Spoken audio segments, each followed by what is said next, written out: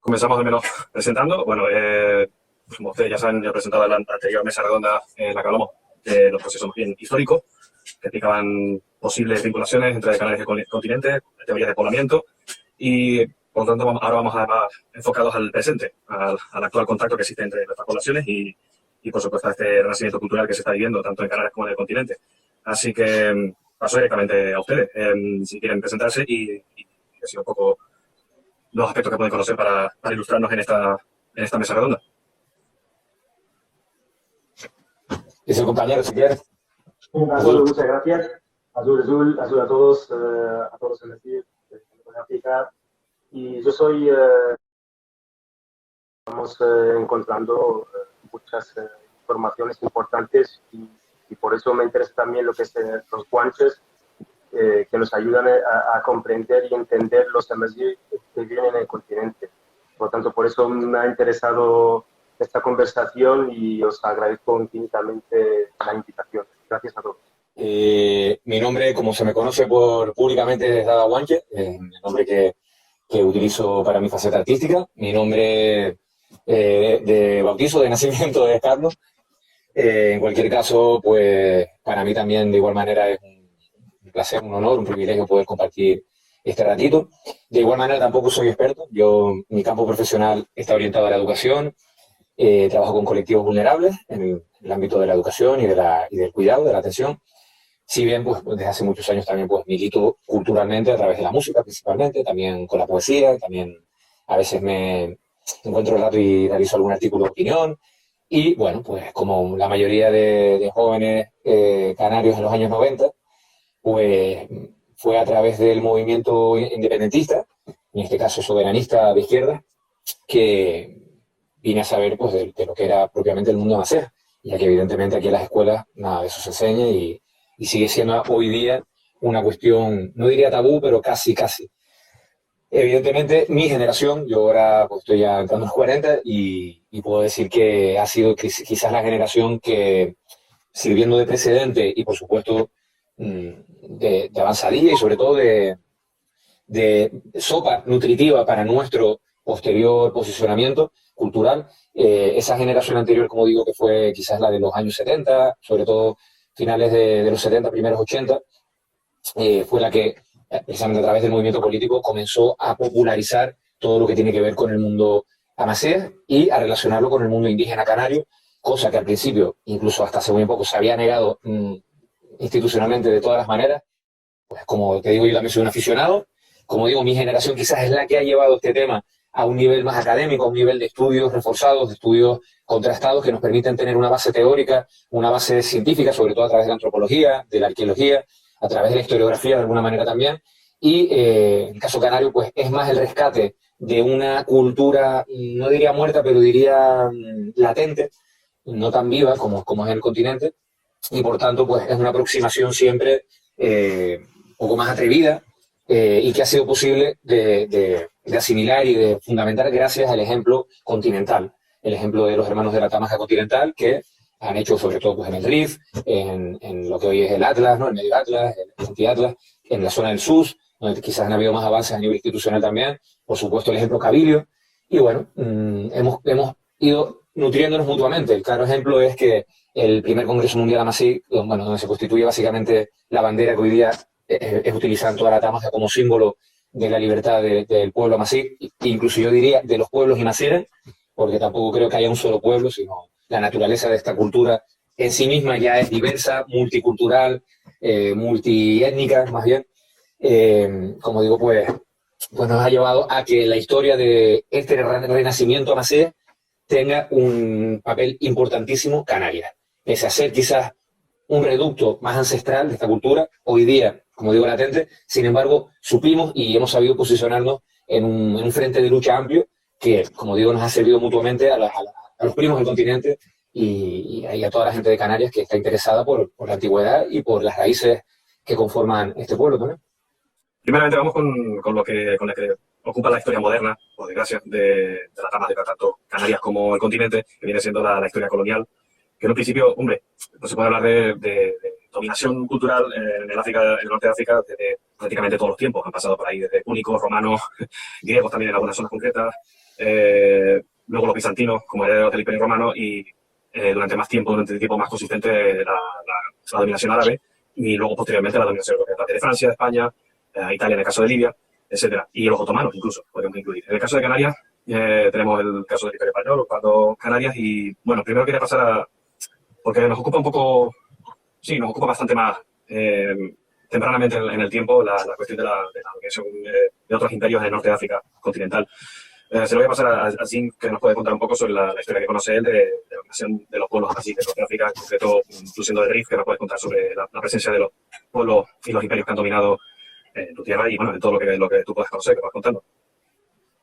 Sí, bueno, de acuerdo, muy bien. Eso también se me olvidó mencionar de que soy del RIF, de Nador, de la parte de Celaya, que precisamente son los primeros que empezaron a la resistencia contra lo que es la expansión española después de que quisieran repartir África entre Alemania, Francia y España.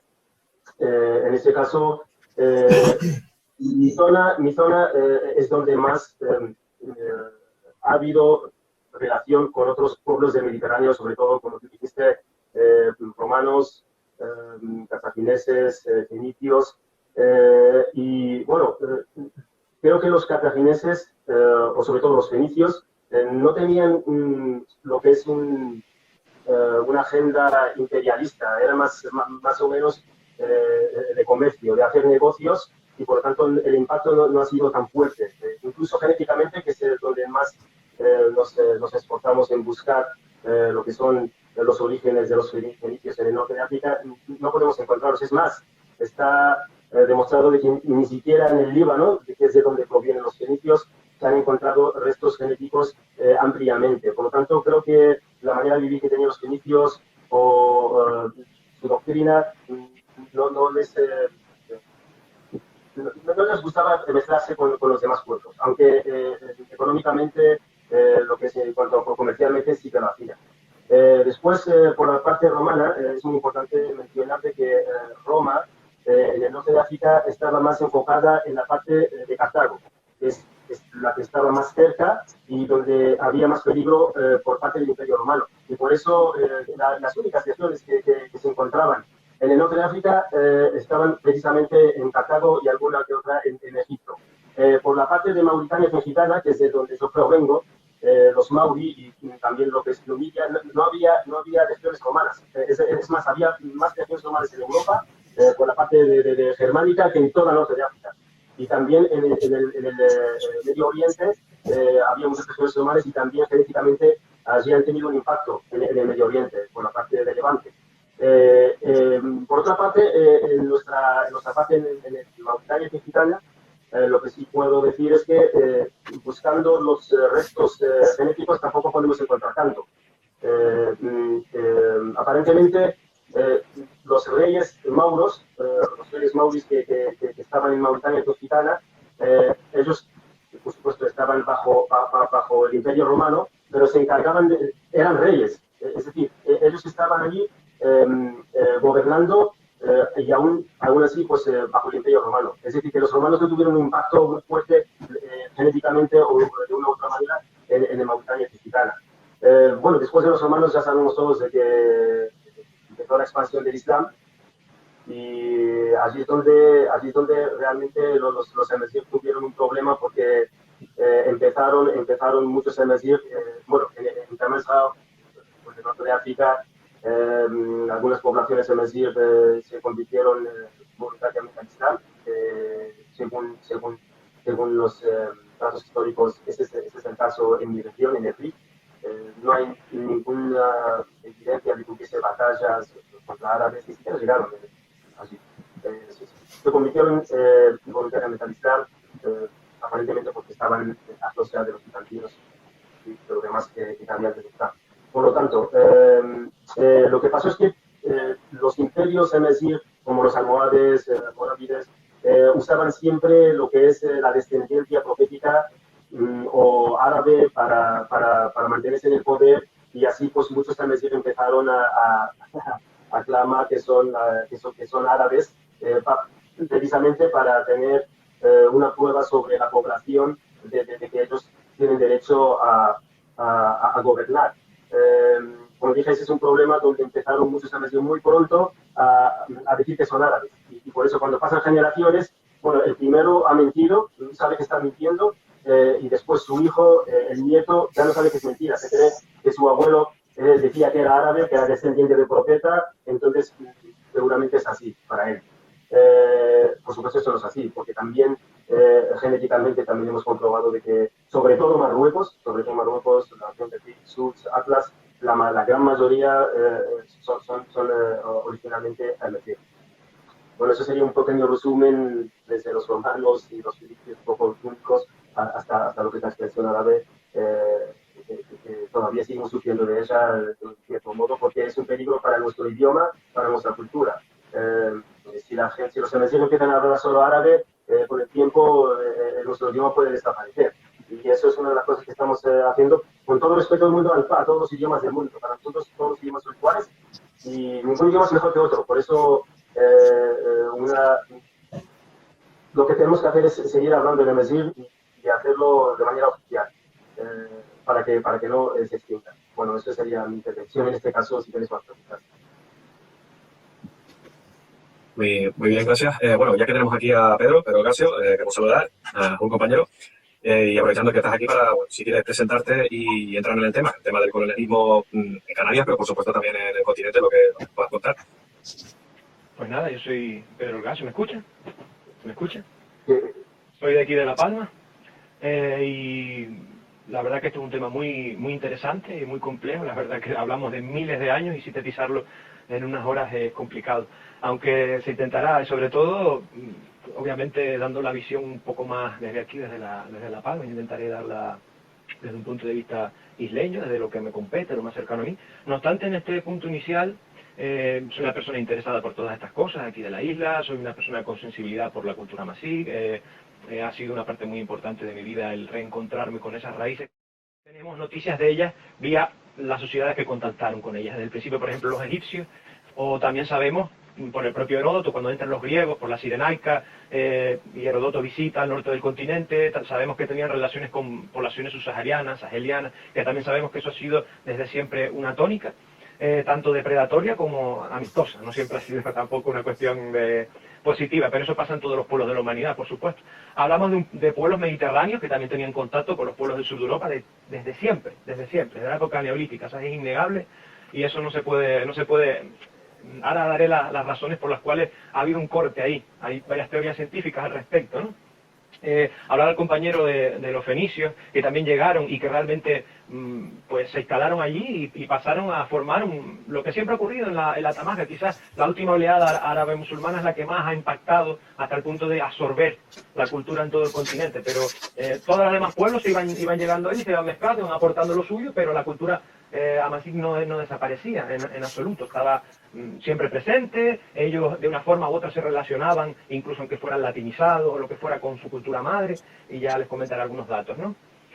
Roma es sin duda, después de Cartago, de los púnicos, que formaron factorías desde hace casi 3.000 años prácticamente, según las dataciones, es quien más impacta. Porque al principio, igual que hizo en otros territorios donde se expandió, como las Galias, usaba pactos con determinadas tribus para realizar su expansión y luego traicionaba sus pactos.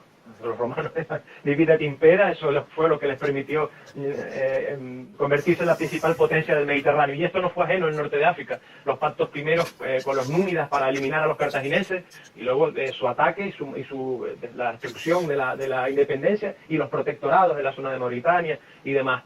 Luego, esto duró durante mucho tiempo y se extiende, es un particular énfasis que quiero hacer yo, hasta la época del cristianismo. Para poca gente, actualmente, por ejemplo, en Canarias le dices que en todo el norte de África hubieron 600 diócesis de la Iglesia Católica y se quedan diciendo, ¿y esto cómo vas a hablar de eso? Hablamos de personas como San Agustín, considerado el mayor padre de la Iglesia latina y una persona, uno de los mayores filósofos de la Alta Edad Media, es decir, una persona que conjugó el platonismo con el cristianismo, hizo cientos de tratados de múltiples temáticas, y sin él el cristianismo no sería como es hoy en día. Es más, Él incluso previno la idea del movimiento mediante su mera razón, sin tener ningún tipo de experimento, simplemente por la intuición, por la filosofía, ¿no? Pero está también Tertuliano, aunque San Agustín se sabe más, que es de origen amasí. Tertuliano se sabe que puede provenir de una mezcla, porque hubo también, pues, se establecieron, aunque no, como dijo el compañero, es cierto, algunos romanos allí. Tertuliano se sabe que... Pero Tertuliano ya comienza a verse ahí cuando el cristianismo ya se oficializó, lo que ocurría también con el Islam posteriormente. El surgimiento en el norte del continente de múltiples facciones religiosas, como ocurrió posteriormente con los almohades, los almorávides primero, ya vino desde este tiempo, ¿no? San Cirilo de Cartago, también de origen amasí. Las actas esilitanas, que son el primer documento de mártires. Hubo cientos de mártires cristianos en el norte de África, y esto no se sabe. O sea, esto es un tema que realmente la tesis de Pirén, de Henri Pirén, expresada en su libro Mahoma Romano, aunque ya está bastante criticada, y realmente tiene razón en este punto. No hubo una ruptura total entre ambos lados del Mediterráneo, perdón, hasta la llegada del Islam. Tened cuenta que zonas como Cartago, el actual Túnez, era el granero de parte del Imperio Romano. Entonces, al llegar el Islam, es que sucede ese corte radical, teniendo en cuenta que también en ese tiempo inicial el Islam no estaba definido en lo absoluto. Estaba empezando a construirse ese caldo ahí. Todavía en el norte del continente había una impronta judía increíble, que eso tan poca gente lo sabe, que hay tribus judías de hace miles de años en el continente, pero legítimamente me siguen. El mismo San Agustín, antes que se me olvide, volviendo un poco para atrás, él hablaba en algunos de sus escritos, porque él, a pesar a ser de múltiples maniqueo y luego posteriormente católico, él conocía la religiosidad de su pueblo, él conocía la religiosidad. Entonces en algunos escritos critica, se pueden extraer cosas como por ejemplo el culto a las cuevas, el culto a las piedras. Él dice, no vayan a las piedras, no vayan a las cuevas. O sea, incluso en todos estos escritores se puede hacer una búsqueda de lo que era el paganismo amasí previo. O sea, hay mucha bibliografía, muchísima. Y no solamente de lo que más conoce la gente. Hablo de esto porque aquí en Canarias la gente no tiene ni idea de esto, básicamente. No sabe que el norte del continente tiene ese pasado, no lo sabe, no tiene ni idea. Y fue quizás con los europeos también, a posteriori, cuando, usando esta legitimidad romana, se quiso recuperar lo que era el imperio. También los bizantinos lo habían hecho previamente. La diócesis Hispaniarum, que incluía la Mauritania Tingitana, fue probablemente uno de los argumentos más claros a nivel legislativo para venir a las islas, a nivel jurídico. Entonces, todas las posesiones que los reyes católicos fueron a conquistar, o Enrique el Navegante previamente, Ceuta, todo esto, tenían ese objetivo, era restaurar la antigua diócesis de Hispania, reconquistar. Entonces, la legitimidad europea proviene de ese imperio romano que se había fracturado previamente, y de ahí viene todo ese colonialismo que, a posteriori, es lo que provoca el desgajamiento también de las Islas Canarias, que con toda probabilidad, como se habló en la anterior charla, tenían muchísimo más contacto con el continente del que se piensa, muchísimo más. Según los textos que se están recuperando, hay documentación de probablemente venir a Canarias de personas no de evangelizadores, sino de santones, de moravitos, que vinieron a las islas para intentar islamizarlas. Hay pequeños datos que seguramente a medida que se vayan rescatando las bibliotecas de la zona irán saliendo. Ahí es cuando Canarias también se desgaja. Si el norte del continente con Islam se desgajó de lo que era el Mediterráneo, Canarias se desgaja definitivamente del continente con la conquista europea. ¿Por qué? Porque viene aquí el complejo de la reconquista. Es decir, se incluye a Canarias en ese odio eterno al moro, surgido durante 800 años de combates por la reconquista, que en ningún caso fue reconquista, sino conquista, porque eso es otro detalle. La mayoría de la población de Al-Ándalus no eran ni árabes ni amasí, era la población local que se había islamizado, porque le había interesado, igual que en Marruecos o en Argelia. Entonces, fue una guerra de conquista entre hispanos, pero con todo ese proceso ideológico de justificación, con apelaciones al reino godo y a la romanidad, eso nos llega aquí a Canarias. Y por eso la terminología godo, que se nombra en algunos cronistas de Canarias hace unos siglos, de que la élite en Canarias se consideraba a sí mismo goda porque conectaba con ese reino de Toledo. Y eso fue lo que nos llevó a Canarias. Por eso el gran desgajamiento de nuestra tierra, del gran mundo amasí. Entonces, esto sería en esencia, pues, una aproximación al colonialismo y a las visiones de otras poblaciones sobre un mundo tan heterogéneo y tan amplio como es el mundo amasí, que es inmenso y que todavía tiene por delante muchísimo por estudiar en el norte del continente y nuestro archipiélago, y sobre todo las visiones comparadas que hasta ahora no han sido demasiadas. En esencia, esto es más o menos lo que tengo aquí. Muy bien, muchas gracias.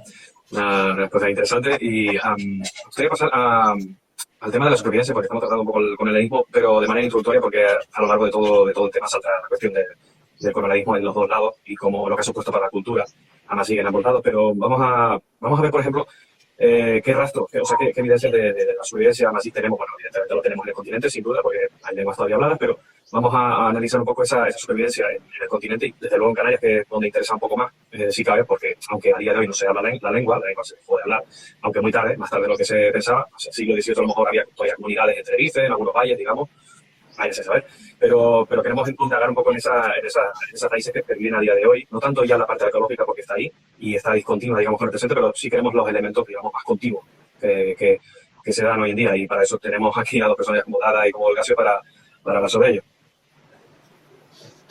Bueno, yo voy a añadir simplemente, porque creo que los compañeros manejan muchísimos datos que son muy interesantes, pero a nivel de matización, que en este sentido la supervivencia del mundo masé, como bien dicen, es milenaria, incluso mucho más antigua de lo que se cree. Esto es muy importante para entender precisamente cuál ha sido el papel de la lengua dentro de la hilvanación de esa cultura conocida como amasé, porque realmente lo que une a los diferentes amasés del continente, de las islas y en general de la diáspora, ¿no?, en otros lugares del mundo, es la lengua. Como decía Pedro, a nivel cultural, a nivel religioso, a nivel étnico, es multiplural y siempre ha sido casi que desde mucho antes incluso de los romanos, incluso se puede decir que antes de Grecia, antes de Cartago, el mundo amasí inspiró a otras culturas mediterráneas y les dio muchísimo aportaciones. Desde, por ejemplo, se sabe que a nivel de agricultura, por ejemplo, los pueblos celtíberos, que se llaman los pueblos íberos, los pueblos celtas, los pueblos itálicos, todo lo que es la península de Italia, bueno, en general todo el arco, mejor dicho, mediterráneo, tuvo una influencia, pues se calcula de lo antigua que es la lengua, ¿no? O lo que se puede creer la lengua, al menos, como mínimo, tiene entre 10.000 y 15.000 años de antigüedad. Me corrigen si me equivoco, Joshua, pero son al menos unos cuantos buenos miles de años. Y en ese proceso de continua permeación, es decir, recibir también influencias, pero sobre todo inspirar a otras culturas a tener esos avances en muchas materias, es donde se fragua esa supervivencia instintiva de la cultura masea, que ha sido siempre a través de la lengua, pero por ejemplo en el caso canario ha sido sobre todo a través de la identidad, de un proceso identitario que aun con la pérdida de la lengua, pese a eso, ha permanecido muy claro, muy vivo y muy evidente, pese a que también se ha querido siempre sepultar, se ha querido maquillar, se le ha dado todo tipo de rodillo. No obstante, ha permanecido muy sólido, ¿no? El hecho de Macé dentro de la canariedad. Es cierto lo que sea Pedro, y ahora vamos a la lengua concretamente, pero quería matizar un par de cuestiones que ha comentado. La naturaleza federalista de los pueblos amacés o de la cultura amacé debe ser el punto de entendimiento de por qué logró sobrevivir durante tantos años. Es decir, hablamos de pueblos que en general vivían dispersos y vivían a veces incluso enfrentados unos con otros en muchas ocasiones, ¿no? Porque eran unas sociedades muy tribales, muy tribalistas, pero en el momento en que se sentían agredidos, se hace un imperio, se hace luego pues una conquista de tipo más moderno, siempre conseguían unirse y generar una especie de resistencia colectiva que conformaban esas múltiples tribus. El caso canario fue también muy evidente, por lo que ya se va sabiendo. Aquí no vivían los guanches en unidad y en armonía y en perfección, y vinieron unos conquistadores y los enfrentaron. Aquí habían enfrentamientos, habían tribus, había mucha división, y sin embargo también hubo una necesidad de unidad y también hubo un sentimiento identitario muy cohesionador. Es decir, estaban ambos aspectos. Hablaban de la Reconquista. La Reconquista realmente en el mundo así norteafricano fue el momento en el que se arabizó de alguna manera más aún, y me corrigen si me equivoco, todo lo que fue el norte de África, debido a toda esa gente que fue expulsada y a esa cultura que donde realmente caló y donde realmente cobró vigor fue en la península ibérica, y que al ser desplazada nuevamente llevó el arabismo y el islamismo, el islam, de nuevo al norte de África, donde hasta ese momento estaba no a la par, pero casi con el cristianismo, por ejemplo, ¿no? Y bueno, sobre todo en el momento de la colonización europea, creo que es donde el árabe realmente se hace con poder político, el árabe entendido como cultura, y ahí es donde se pierde quizás todavía más la esencia lingüística masea, que hasta nuestros días pues hace a mucha gente confundir todavía lo que es la tamasga o lo que nosotros consideramos la tamasga con lo que es el Magreb. aquí hay que hacer diferenciaciones, ¿no? O sea, el Magreb es el nombre árabe que se le da al norte de África. Y en este sentido, pues todo este impulso aculturizador, que fue primero, sobre todo con la islamización, ya digo, más duramente a raíz de la Reconquista y del regreso de esa influencia andalusí, y luego sobre todo con las guerras de descolonización o las luchas de descolonización, donde fue el poder independentista de estos nuevos estados los que marginaron, discriminaron y minimizaron la presencia macer, que es propiamente la original, la indígena, para cobrar ese protagonismo que hoy día pues hace que sean países considerados árabes, cuando en realidad no lo son, como decían los compañeros.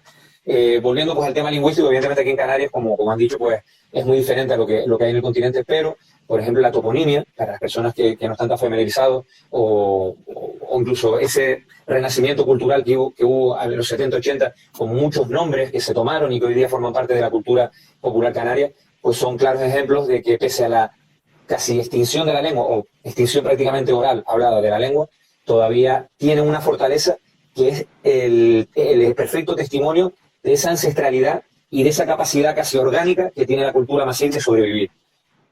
Centrado en la cuestión canaria, pues centrado en la cuestión canaria, bueno, aquí tengo unos textos para leer, pero bueno, no sé si dará tiempo. Pero bueno, antes que nada hay que aclarar un tema. Hay mucha idealización, mucho idealismo, mucho esencialismo, y eso es algo que hay que ir modificando. Todas las culturas son permeables, todas las culturas cambian, esto es algo que tiene que tener la gente claro. Y hay previvencias, por supuesto, pero estas previvencias están matizadas y transformadas por las diversas influencias que Canarias tuvo posteriores. Igual que en el continente, o sea, es imposible pensar que durante estos miles de años, todos esos pueblos que pasaron por el continente, de los egipcios, están allí todavía, aunque se digan árabes también, los turcos que no se nombraron antes también, todos esos pueblos han dejado de cultura, muchísimas, gastronomía, muchísimas cosas. O sea, es imposible. Y en Canarias pasa exactamente lo mismo. Lo que ocurre aquí es que al ser un territorio más pequeño, el mestizaje se produjo mucho más rápido, fue alentado, y sí tenemos cosas, por ejemplo, la toponimia, que dependiendo de las zonas de Canarias que fueran más marginales, más aisladas, con menor posibilidad, por ejemplo, en La Palma, que es lo que yo conozco, donde más toponimos hay, son en las zonas donde menos regadío hay. Menos regadío, no, menos posibilidad de cultivar de secano. En el norte de La Palma, en donde paradójicamente hoy se encuentra más aislado, donde menos toponimia hay, porque claro, allí podían ir más colonos, porque allí llueve más que aquí en el sur. Entonces aquí en el sur la gente seguía teniendo un modo esencialmente ganadero. Entonces, entre los ganaderos, obviamente, la mayoría eran de origen amasí, como lo dice el libro este que tengo aquí, que tengo un fragmento para leer si da lugar más tarde, en lugar de Los Llanos, de Jesús Pérez Morera, que es impresionante. En este libro te habla de toda esta zona, lo que es el Valle de Aridane, y aquí te habla de que, incluso Fuencaliente, te habla de que había rituales indígenas hasta el siglo XVII, religiosos, en Fuencaliente. Te habla de que San Antonio Abad, que es el patrón de allí de Fuencaliente, tenía relaciones con el tema de los animales y tal, y que el primer mayordomo de la iglesia era un canario, que vino aquí a la conquista de La Palma, por eso se llama ese núcleo los canarios, porque eran canarios de Gran Canaria, que vinieron aquí a la conquista. Entonces mantuvieron el nombre de su tribu. Ya estaban ya castellanizados, cristianizados, y vinieron aquí a conquistar y se situaron con los suyos en un territorio concreto que se les dio, y algunos de ellos mantuvieron ciertos rituales. Y para allá, al siglo XVI, XVII, esta gente tenía todos apellidos castellanos, se relacionaban de forma muy clara con sus vecinos, igual que pasa en el continente con la islamización, que todos rápidamente cogieron un nombre árabe, y rápidamente se adaptaron a ese mundo, y se ve una pervivencia bastante clara. O sea, también está el texto de Gaspar Fructuoso, que es muy concreto en cuanto, por lo menos a La Palma, es el más claro en el siglo XVI en cuanto a la convivencia de las dos culturas y la rápida adaptación de la población indígena a un marco donde la hegemonía europea era clara. Y ahí te dice que son las enteras de La Palma, donde no había colonos, donde ellos seguían viviendo a su manera, seguían realizando sus deportes, algunos de los cuales nos han llegado, también el lanzamiento de dardos y determinadas cosas que se sabe que hasta principios del siglo pasado existían en los campos de Canarias, y determinadas cosas. Por supuesto, la gastronomía nos ha llegado, la toponimia es un hecho, porque hay topónimos que son demasiado complejos para que sean, esto es una interpretación personal, para que se conservaran por una persona que no tuviera ese origen, si no le diera alguna importancia. Es decir, topónimos demasiado complejos para un castellano blando. ¿Por qué se conserva eso? Y en determinadas zonas muy aisladas o no tan aisladas. Podemos hablar de muchos topónimos, no solamente en La Palma, sino en Tenerife hay ejemplos para dar y tomar al respecto. Eso es evidente. La música, la musicología. Aquí tengo un pequeño congreso que se hizo sobre coloquis del flaviol, se llama, sobre el tema de las flautas y tal. Un señor que es profesor de la Universidad de Barcelona vino aquí y estudió un número determinado que se hace dentro de la iglesia, en San Andrés, se llama el Tío Ioí, que es un tajaraste, donde se le añaden muchísimas flautas, con un componente, una heterofonía preciosa. Entonces él extracta, según su conocimiento, los diferentes componentes que hay ahí, una letra renacentista que probablemente fuera añadida por un sacerdote, sobre una melodía que no pega demasiado.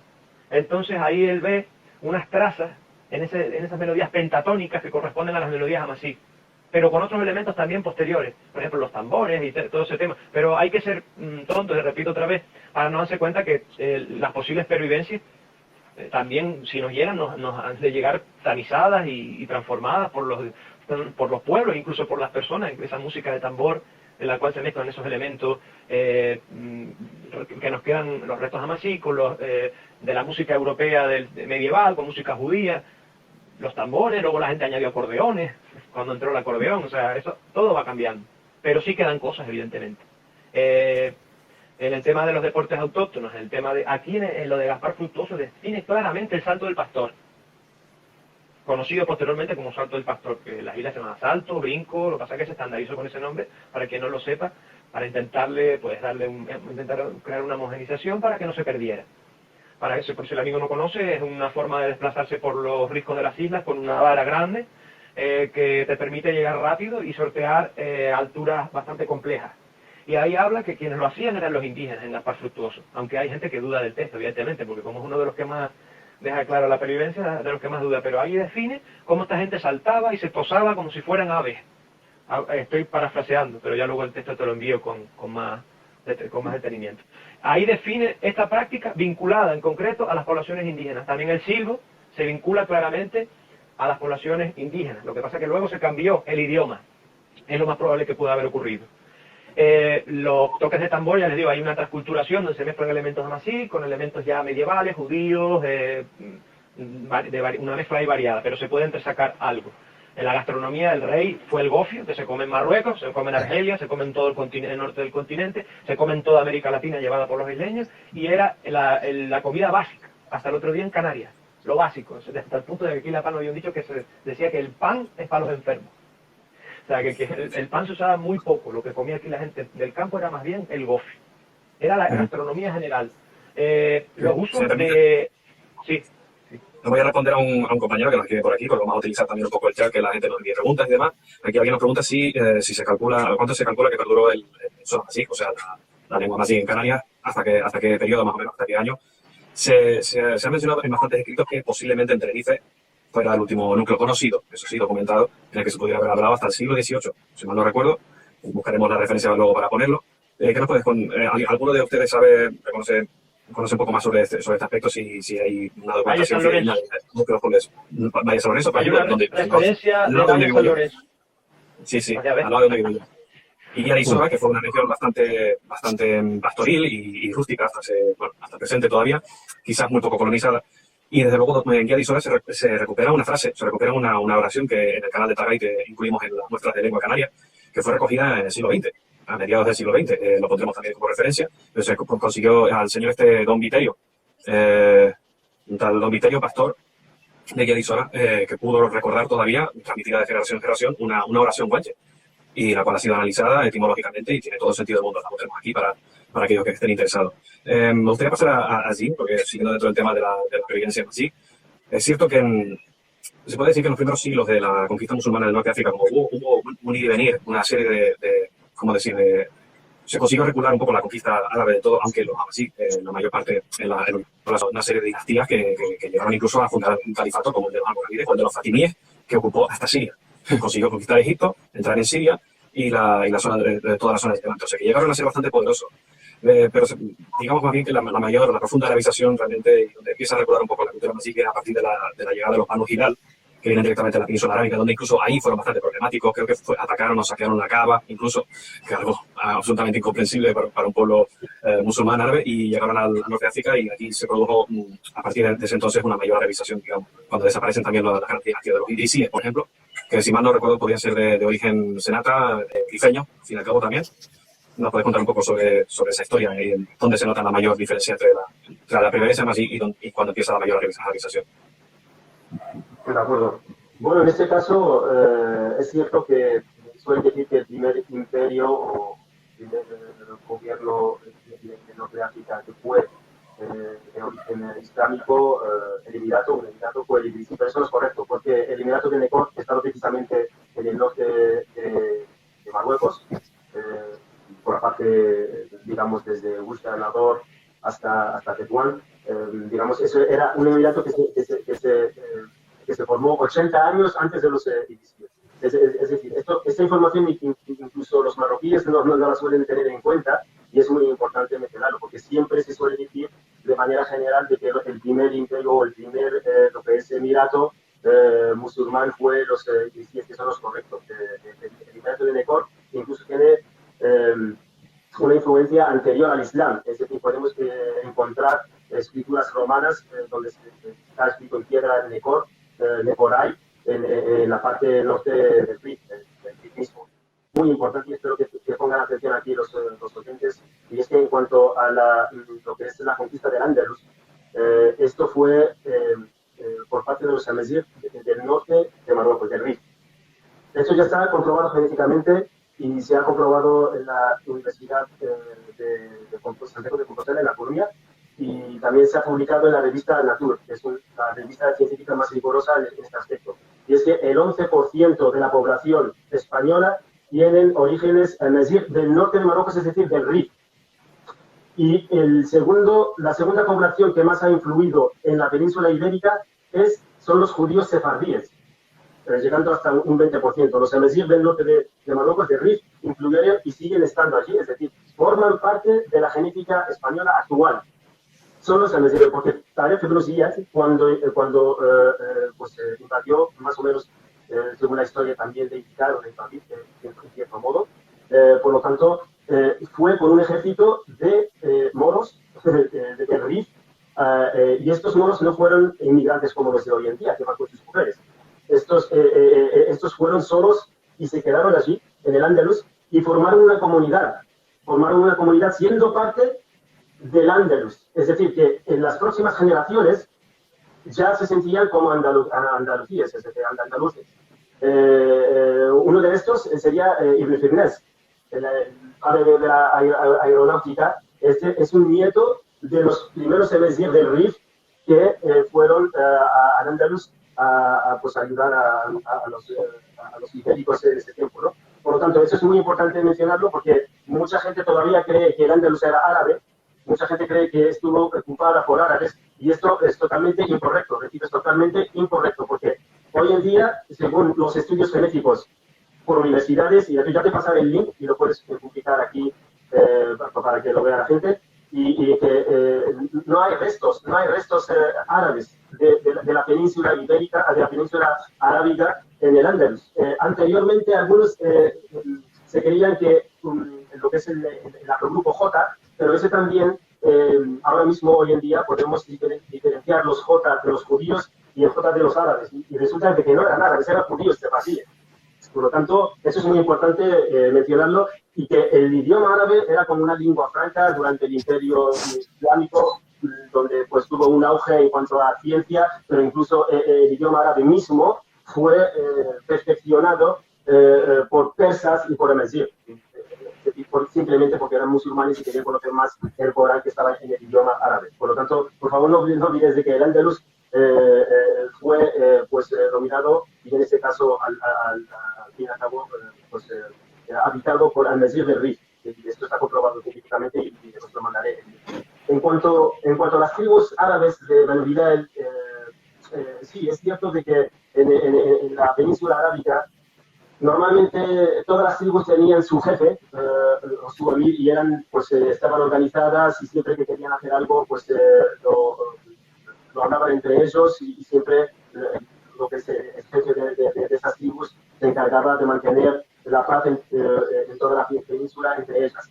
Banu Hilal, estos eran como unos bandidos que estaban en el desierto, que atacaban a los a los que iban a hacer el Hajj, la peregrinación a la Meca, y entonces empezaron a crear problemas y entonces las tribus árabes que estaban organizadas, que tenían un jefe y que seguían más el Islam y no atacaban a la gente, eran más honrados, más y tal, más orgullosos, entonces expulsaron a las variedades de la península arábiga. Se fueron a Egipto, se quedaron allí un poco, también empezaron a crear problemas. Esta tribu siempre iba con el ganador. Es decir, que ellos aceptaban el dinero, si algún emir los necesitaba para hacer cualquier cosa, pues entonces iban con él e incluso cambiaban de doctrina y por eso al final la mayoría de ellos eran chiitas, ¿no? Es muy importante recalcar, muy importante porque los arabizados del norte de África hoy en día suelen decir de que la mayoría de los norteafricanos son originalmente de esta tribu de Bagdad. Y ese es un problema muy grande porque se creen esta gente que el norte de África, la historia de norte de África empieza a partir cuando empieza el Islam. Cuando hemos estado hablando ahora casi una hora, ni siquiera pues, lo hemos mencionado como algo importante. Estamos hablando de que el norte de África es mucho más antiguo, estaba poblado anteriormente, ya tenía relaciones con Roma, con las diferentes culturas del Mediterráneo y estaba pues muy bien asentado. Los arabizados y algunos árabes que no estudian el tema, desgraciadamente, se creen que cuando el Islam entró al norte de África, y esto lo hablo por propia experiencia, así que estoy en Marruecos, soy MSD, por supuesto, tengo que mencionar que el idioma nativo es el MSD pequeño, y en nuestra parte, afortunadamente, gracias a Dios, seguimos hablando así en la mayoría, es decir, la gente arabizada se cree de que cuando vinieron los árabes, nosotros estábamos en cuevas, éramos politeístas, éramos como los trogloditas, cuando en realidad en el Corán mismo, es muy importante mencionar esto, es que los árabes antes del Islam, y eso está en el Corán, claro, se creen que éramos animales, ¿no? Y cuando los árabes, eso está mencionado en el Corán, ni siquiera está mencionado en una historia o en un hadith, está en el Corán, en el Santo Corán. Por lo tanto, está en el Santo de que los árabes, justo antes del Islam, pues enterraban a sus hijas vivas. Para que una persona me diga de que nosotros éramos animales cuando él, pocos años antes del Islam, enterraban a sus hijas vivas, esto sí que es bárbaro, ¿no? Nosotros ya teníamos una relación con los romanos, ya sabíamos lo que era la civilización, por ejemplo aquí en Marruecos, hablando de Volubilis, de Lixus, estábamos muy avanzados, antes del Islam. Por lo tanto, Tinquis también, por supuesto, que es la eterna capital de Mauritania, ¿no? Por lo tanto, en cuanto a esas tribus, también es muy importante mencionar de que esos arabizanos creen que el norte de África estaba pues desocupada y con algunos trogloditas por allí y por allá, y que vinieron ellos y nos traían lo que es la civilización, y eso es totalmente incorrecto. ¿Por qué? Porque es que incluso estamos hablando de que en la península arábiga misma el número de personas era muy pequeño. Es decir, durante el Islam, esto también está mencionado en el Corán y también los historiadores hablan de ello, cuando guerreaban lo que son las tribus que convirtieron al Islam con el profeta y contra los politeístas que todavía no querían entrar al Islam, estaban hablando de 1000 contra 2000, 2000 contra 3000, es decir, era un número muy pequeño y ellos creen que 1000 o 100 o 10.000 han sido los que han ocupado toda el norte de África. Y esto no es así. Es decir, estos Banu Bilal, es cierto de que cuando entraron al norte de África solo crearon problemas, por lo tanto hay muchos de que ahora mismo se hacen un test genético simplemente para distanciarse de esta tribu, porque cuando leemos la historia de estas tribus es que solo creaban problemas, que solo creaban destrucción, ¿no? Y entonces eran un número muy pequeño, y sí que hay algunos restos genéticos por allí en Argelia, incluso en Marruecos, pero muy pequeños, un 1%, de 1 a 5% como máximo, ¿no? Como máximo. También culturalmente pueden que haya algunos aspectos de estas tribus árabes que al final pues se juntaron con muchas tribus, a decir, que las dejaron entrar en su comunidad y como ellos eran menos, pues genéticamente también han ido desapareciendo y puede que su cultura y su idioma hubiese quedado más que su genética, ¿no? Por lo tanto, en este caso es muy importante recalcar de que estas tribus árabes que vinieron al norte de África eran un número muy pequeño, solo creaban problemas y que se han quedado un poco en cuanto culturalmente y lingüísticamente, pero en cuanto genéticamente casi han desaparecido. Y esto lo confirman incluso los historiadores árabes, ¿no? son de las fuentes de las que yo cojo, que Saudi Arabia, ellos mismos, los árabes de Saudi Arabia, ellos mismos se preguntan cómo pueden estos los africanos arabizados que...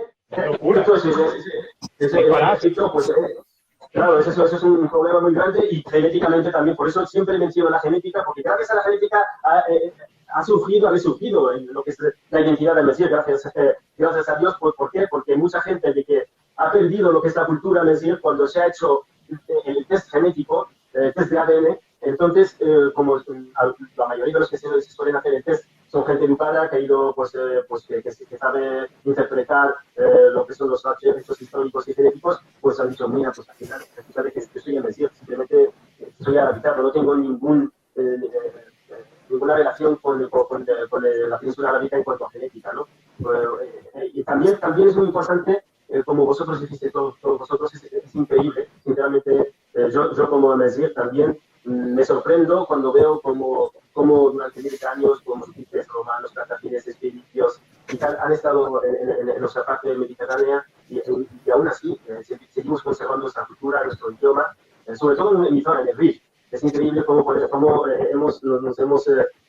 hemos mantenido nuestra identidad y nuestro idioma, incluso habiendo tenido muchos extranjeros, por así decirlo, en nuestra zona, e incluso tampoco nos han influido genéticamente. Yo me he hecho test genéticos por quien Mesir y Agrogrupo es el M81, que es el marcador Mesir del norte de África. Por eso nosotros decimos que no somos ni europeos, no somos ni árabes, tampoco somos subsaharianos, es decir, de lo que es la parte subsahariana. Somos Mesir del norte de África, tenemos nuestra propia cultura, nuestro propio idioma y nuestra propia genética, es decir, nosotros, por supuesto, somos de la raza mediterránea, una mención, pues, como estoy hablando yo, incluso hay grupos también con el mismo Agrogrupo, ¿no? Sin haber tenido ningún tipo de influencia genética, es decir, un rubio en el Rif no significa que tiene una influencia genética de Europa, no, es que es originalmente así. Y por eso los guanches nos interesan mucho, porque los guanches han estado isolados en las islas. Por eso el estudio de los guanches es importantísimo y crucial en el tema, es decir, estaban isolados allí antes del Islam, antes de muchas colonizaciones, y por eso es muy importante estudiarlos y podemos comprobar cómo eran los amazigh realmente, ¿no? No, simplemente con el tema de la pervivencia genética amazigha en la península ibérica, precisamente por esa componente mayoritaria que tenía lo que se llamó pues el Al-Ándalus, ¿no? Sobre todo un mapa que lo estaba volviendo a consultar porque era muy curioso. Las franjas genéticas que quedan en la península ibérica marcadas, al contrario de lo que se cree, no son tan numerosas en el sur, ni siquiera son en franjas horizontales, son franjas verticales. Y es muy curioso que demarcan muy concretamente la zona, sobre todo de Galicia, menor medida Extremadura, la zona del Levante, el Levante y sobre todo Aragón. Y el País Vasco también queda ahí como un núcleo con bastante componente genética, ¿no? Déjame añadir que ese es precisamente el artículo que estoy mencionando y que el hecho de que en Galicia sea donde más componentes genéticos se haya, ¿qué significa? Que había una presencia antes de la guerra. Porque en la parte de Galicia, allí estaban los cristianos que no querían formar parte del califato. Por lo tanto, la influencia de la península ibérica es incluso anterior a la guerra. De la diócesis de España. Había relaciones, era la misma unidad política. También, correcto. Quiero añadir que precisamente hay una serie de lingüistas que están estudiando digamos una reescritura completa del origen de la lengua celta, que siendo indoeuropea, evidentemente, y viniendo originalmente del centro de las estepas rusas y demás, pero ha pasado por un proceso que no queda del todo claro y parece que se generó en el oeste y se expandió luego hacia el interior de Europa. Ya sé que me estoy yendo un poco del tema, pero es porque muchos lingüistas están descubriendo que hay un componente que muta, que digamos que hace evolucionar al grupo celta, que hace distinguirse particularmente, e intuyen algunos restos, alguna pervivencia de un cruce, de una influencia posiblemente con las lenguas afroasiáticas, con el grupo afroasiático. Porque se han encontrado una serie de rastros fonéticos y gramaticales, etcétera, que no pueden explicarse como evolución propia del indoeuropeo y que se intuye un cierto contacto de algún tipo, aunque totalmente misterioso todavía, con alguna lengua del grupo afroasiático, se dice. O sea que claro, y de forma milenaria, ¿no? A nivel arqueológico, las mismas formas de lo que comentaba Pedro, lo que hoy se considera el paganismo, ¿no? Que son los cultos cosmogónicos ancestrales, son muy, muy similares en la zona celta, que la zona norteafricana. Y de hecho en la Tingitana, yo lo comentaba antes, se sabe que hubieron métodos de riego, métodos de manejo del agua, de la canalización del agua, muchos, muy anteriores a Roma, muy anteriores a Grecia, y que ya podían tener influencia sobre esos pueblos, no solo ibéricos, sino también europeos de todo el Mediterráneo. Entonces, esa influencia continua del norte de África ha sido constante desde hace miles y miles de años. Entonces, evidentemente, genéticamente queda un trazo ahí, y culturalmente, además, en la época del colonialismo más moderno, también nos verifica cómo es el funcionamiento de esa lógica de resistencia, ¿no? Una lógica que va más allá, quizás, de la lengua, como digo, y que tiene algo muy anclado en un pasado que no ha acabado de desaparecer pese a todos esos ciclos históricos, etc. Sí, una cuestión también, una pequeña cuestión añadir. El flujo no solo ha sido hacia el mundo amazigh, también ha sido el contrario. Ya que hablaba Guanche ahora de la religión, el tema de la religión griega, se comenta desde hace mucho tiempo la posible influencia en determinados dioses y determinadas mitologías del mundo amazigh. Hasta el propio griego lo reconocía. Es que hubo mercenarios en los egipcios, contrataban mercenarios micénicos, y desde muy antiguo, desde los protogriegos, y había relación antes de los propios griegos con los minoicos, con Egipto, y no solo con Egipto probablemente, sino con los libios que estaban al lado. Una buena serie de historiadores y no solamente que conocen que los dioses nacieron en África, dicen, y sobre todo en zonas como en el lago Tritonis, que se cree que sería el Château Djerit en Túnez, la zona de Yerba, la isla de Yerba se relaciona bastante con bastantes mitos griegos, Egipto al fin y al cabo, y algunos como Heródoto son explícitos, Diodoro Sículo, que es Sículo griego, reconoce que muchos dioses griegos, dice que incluso todos los dioses griegos nacieron en esta parte de África que está describiendo, que posiblemente sea eso, el lago Tritonis en Túnez. O sea que yo más evidente Atenea Poseidón. No, el oráculo de Delfos, también la antigua importancia que tuvo Siwa, ¿no? Hoy día es el último reducto amazigh dentro de Egipto, ¿no? Que además son cuestiones muy importantes porque Yerba, todos estos lugares, Siwa, esos pequeños reductos realmente son auténticas reliquias, auténticos tesoros dentro de la lingüística que tienen dialectos que apenas hablan 200 personas y que están en claro peligro de extinción, ¿no? Ahí fue Alejandro Magno, si no me equivoco, para tener una cierta legitimidad. Exacto. A coronarse como emperador por mandato, digamos, celestial solar del dios Amon-Ra que se adoraba ahí en Siwa. Sí, desde luego. Por cierto, San Agustín, perdona la última curiosidad, ¿sí? San Agustín de Hipona, San Agustín era de un pueblo que se llamaba Tagast. O sea, Hipona es un Y sí, Tegeste, ¿no? Que se llama Tegeste, que parece pertenecer a la misma raíz, que querría algo así como un lugar húmedo. Pero es que además en Tenerife es lo curioso, o sea, en todas Canarias tenemos dobletes ¿cómo decir? De la misma palabra, de la misma raíz en los dos géneros. Tenemos una palabra como Tegeste, por ejemplo, denomina un pueblo, y tenemos dos pueblos que se llaman Igueste, que vienen a representar la forma masculina. Y así tenemos un montón. Tenemos Amurga, pero también tenemos Chamorga, que viene a ser la forma femenina con el prefijo T del Tamashik. O sea que tenemos evidencias de que la lengua vivió aquí perfectamente, porque si tenemos raíces en dos formas, conjugadas de forma diferente, pues significa que es esa raíz indudablemente y no cualquier otra explicación absurda para un nombre, ¿no? En cuanto a los imperios, una última cosa, yo, ¿verdad? En cuanto a los imperios, recordar que hubieron emperadores romanos de origen norteafricano, igual que hubieron emperadores egipcios de origen libio. Y papas de origen así. El Papa Melquiades. Esto sí fue muy interesante que mencionara justo un tema que quería sacar yo, que era el de la a través de esa unicidad del guanche, o sea, del indígena canario, ese interés que tienen la gente del continente como tú en indagar en ese pasado, debido a eso, al aislamiento, a la previdencia de ciertas cosas únicas que se perdieron en el continente, o simplemente que responden a un estadio más anterior de la cultura amazigh, que se conoce. Tú como rifeño, ¿qué es lo que más te llama la atención y qué es lo que te gusta de esta investigación del canario, del guanche indígena? Bueno, para mí hablar de los guanches es como hablar de mi abuelo. Eso para empezar. Sobre todo cuando me hice el test genético, también pedí lo que son las coordenadas de G25, que se pueden comparar, es decir, que puedes comparar tus datos genéticos, es decir, los que tienes, los puedes comparar con las poblaciones antiguas. Es decir, ahora tenemos lo que son los restos genéticos de las momias guanche. Afortunadamente, pues han encontrado y se han conservado lo que es la genética y están en una base de datos. Es decir, no solo de los guanches, sino de cualquier población antigua que arqueológicamente hubiese dejado restos genéticos, ¿no? Entonces están en una base de datos y se pueden utilizar.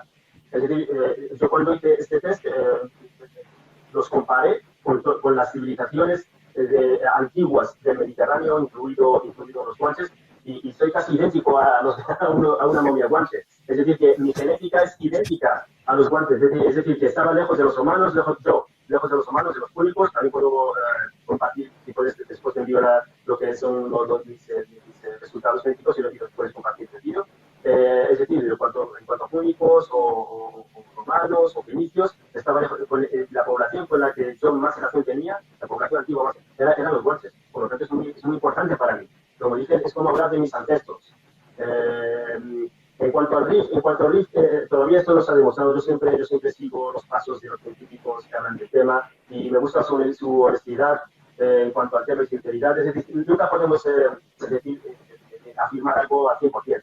Eso está claro. Estamos usando lo que son las pruebas que tenemos, de tanto genética, cultural y otros aspectos para ver de dónde vinieron, desde dónde migraron los Amazigh a las Canarias. En ese aspecto espero que vosotros me podáis dar más información, pero tengo entendido de que hay muchas hipótesis, tanto de Libia, Túnez, Argelia, el Atlas, de la Atlántida, por eso, la Atlántida. Bueno, pues que esta gente que habla de la Atlántida, las leyendas y tal, pues deben dejar de olvidarse de estas noticias, porque ya está confirmado todo científicamente. Ya no podemos seguir humillando a los guanches, porque esto ya está asentado científicamente en todos los sentidos. Por lo tanto, por ejemplo, una cosa que me llamó la atención es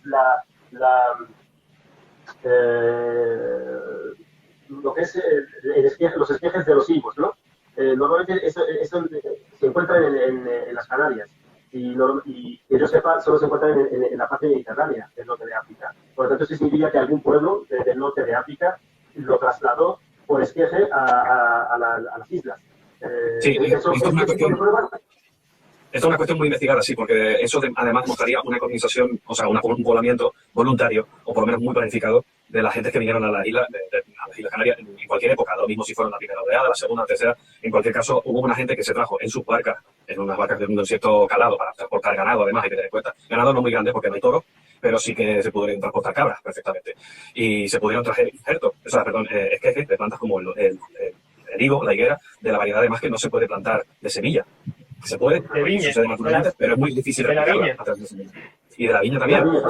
Hay rastros en Tenerife, en algunos yacimientos se han encontrado, y hay algunas crónicas que hablan de datas en Tenerife, en el norte, de que tal Mensei tenía unas viñas, pero en todo caso tenía un cultivo muy perdido, pero no sé si era la cueva de un Gaspar, en Icod aparece restos de viña. Sí, bueno, y el cereal, que también se relaciona genéticamente con el cereal egipcio y todo. Incluso, bueno, hay muchísimas conexiones, ¿no? La legumbre. Por eso creo que estoy segurísimo de que hubo varias migraciones, varias oleadas, y cada isla pues fue habitada por diferentes tipos de Amazigh. Sin duda, porque además está comprobado. Dependiendo de la línea de estudios, tanto si es lingüística, arqueológica, genética, etnográfica o lo que sea, si atiendes a una sola línea de investigación, puedes llegar a una conclusión y decir, vale, pues parece que hay una relación más con el centro de Argelia. Pero si te vas a otra parte, pues ya te relaciona más con los Senagas. Si te vas a otra cuestión, te relaciona más con Egipto, con el tema de la supuesta modificación, que no viene a ser exactamente como la egipcia, pero no se ha encontrado en el resto del norte de África y viene a ser algo muy singular. En fin, que dependiendo del rastro que siga, el libio, los garamantes, hay una posibilidad muy interesante. Hay bastantes pistas, de hecho, que llevan a un poblamiento o por lo menos una relación con los garamantes. Pero en fin, que también hay otras cosas que indican un mayor contacto con el norte de Marruecos. Hay otras que indican una afinidad lingüística muy particular con el cabilio. Y luego está la evidencia tuareg, o sea, del poblamiento, bueno, el poblamiento no, pero de una afinidad sorprendente a los tuareg en muchos aspectos, pero sobre todo en el lingüístico. En fin, que parece un rompecabezas según la línea de investigación que coja. Yo cuando estuve en el RIF, yo miraba a la gente y me parecía que estaba en Icod de los vinos, o sea, estaba rodeado de facciones, además muy tinerfeñas y muy palmeras, si me atrevo a decir, ¿sabes? Porque también uno más o menos ya con cierta diferencia incluso de facciones dentro del propio archipiélago, esos rasgos muy determinados. Gomero, aunque evidentemente hubo mucha mezcla, hubo muchísimos movimientos, como decía Pedro, canarios a La Palma, gomeros a Tenerife, majoreros a otras islas, siempre ha habido ese intercambio, pero sí que incluso a ese nivel pues hay una relación todavía palpable, ¿no? Y quería puntualizar una cuestión interesante de este recontacto entre Canarias y el continente, a lo que vamos ya en el siguiente tema. Viene a ser un poco la palabra de guañac, que se le comenta aquí en Canarias, que aparece en una serie de escritos y aparece en contexto en una frase incluso, como el juramento del Mensei para asumir su cargo.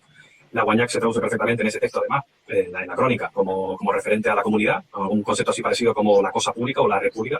Se podría traducir como república o comunidad, mancomunidad, y de ahí esa palabra ha gustado tanto que la rescataron los berberistas de los años 70 y 80, y se utiliza en cambio actualmente digamos, como amasiguismo, es decir, para no evitar utilizar una palabra árabe, se utiliza la palabra aunac para referirse a Estado o comunidad o república. Y se utiliza, por ejemplo, para referirse a los Estados Unidos en la lengua cabilia, lo cual viene a ser muy interesante, rescatar una palabra de guanche para utilizarlo en la lengua actual, cabilia, y de ahí se habrá utilizado en otros dialectos. Que, por cierto, además que viene a significar la cosa, o sea, como ha explicado, la cosa de todos, porque viene a ser wa'nak, que viene a significar eso, lo que es de todo. Como un aspecto curioso de este recontacto entre las islas y el continente. Sobre, por ejemplo, Dada, nos puedes contar un poco a lo mejor en la cultura que has tratado, en cuestiones musicales y demás. ¿Dónde viste, en qué momento viste un mayor contacto entre gente del continente y Canarias para trabajar juntos en el aspecto cultural, por ejemplo? Hombre, hay que situar, como digo, todo ese renacimiento masí, principalmente a partir de finales de los 80, primeros 90, sobre todo en la cabilia. Quizás a nivel musical yo creo que lo que más trascendió, y aunque no sea lo que más ha llegado a Canarias, pero sí trascendió a nivel internacional, es la música, el blues del desierto, ¿no? Hoy conocemos a Tammy Cres, a Tinariwen, toda esa influencia que además también tuvo mucha influencia en el propio norte del continente, viniendo un poquito más abajo. Y principalmente, pues, a nivel de músicas actuales, donde se han juntado diferentes influencias, como la música jamaicana, el reggae, donde ha entrado quizás el rock combativo, donde ha entrado ya hablo de los 90, que fue esa generación nuestra que, como decía al principio, fuimos los que estuvimos más receptivos a ese redescubrir de lo que era el mundo amazigh en Canarias, pero también en el continente.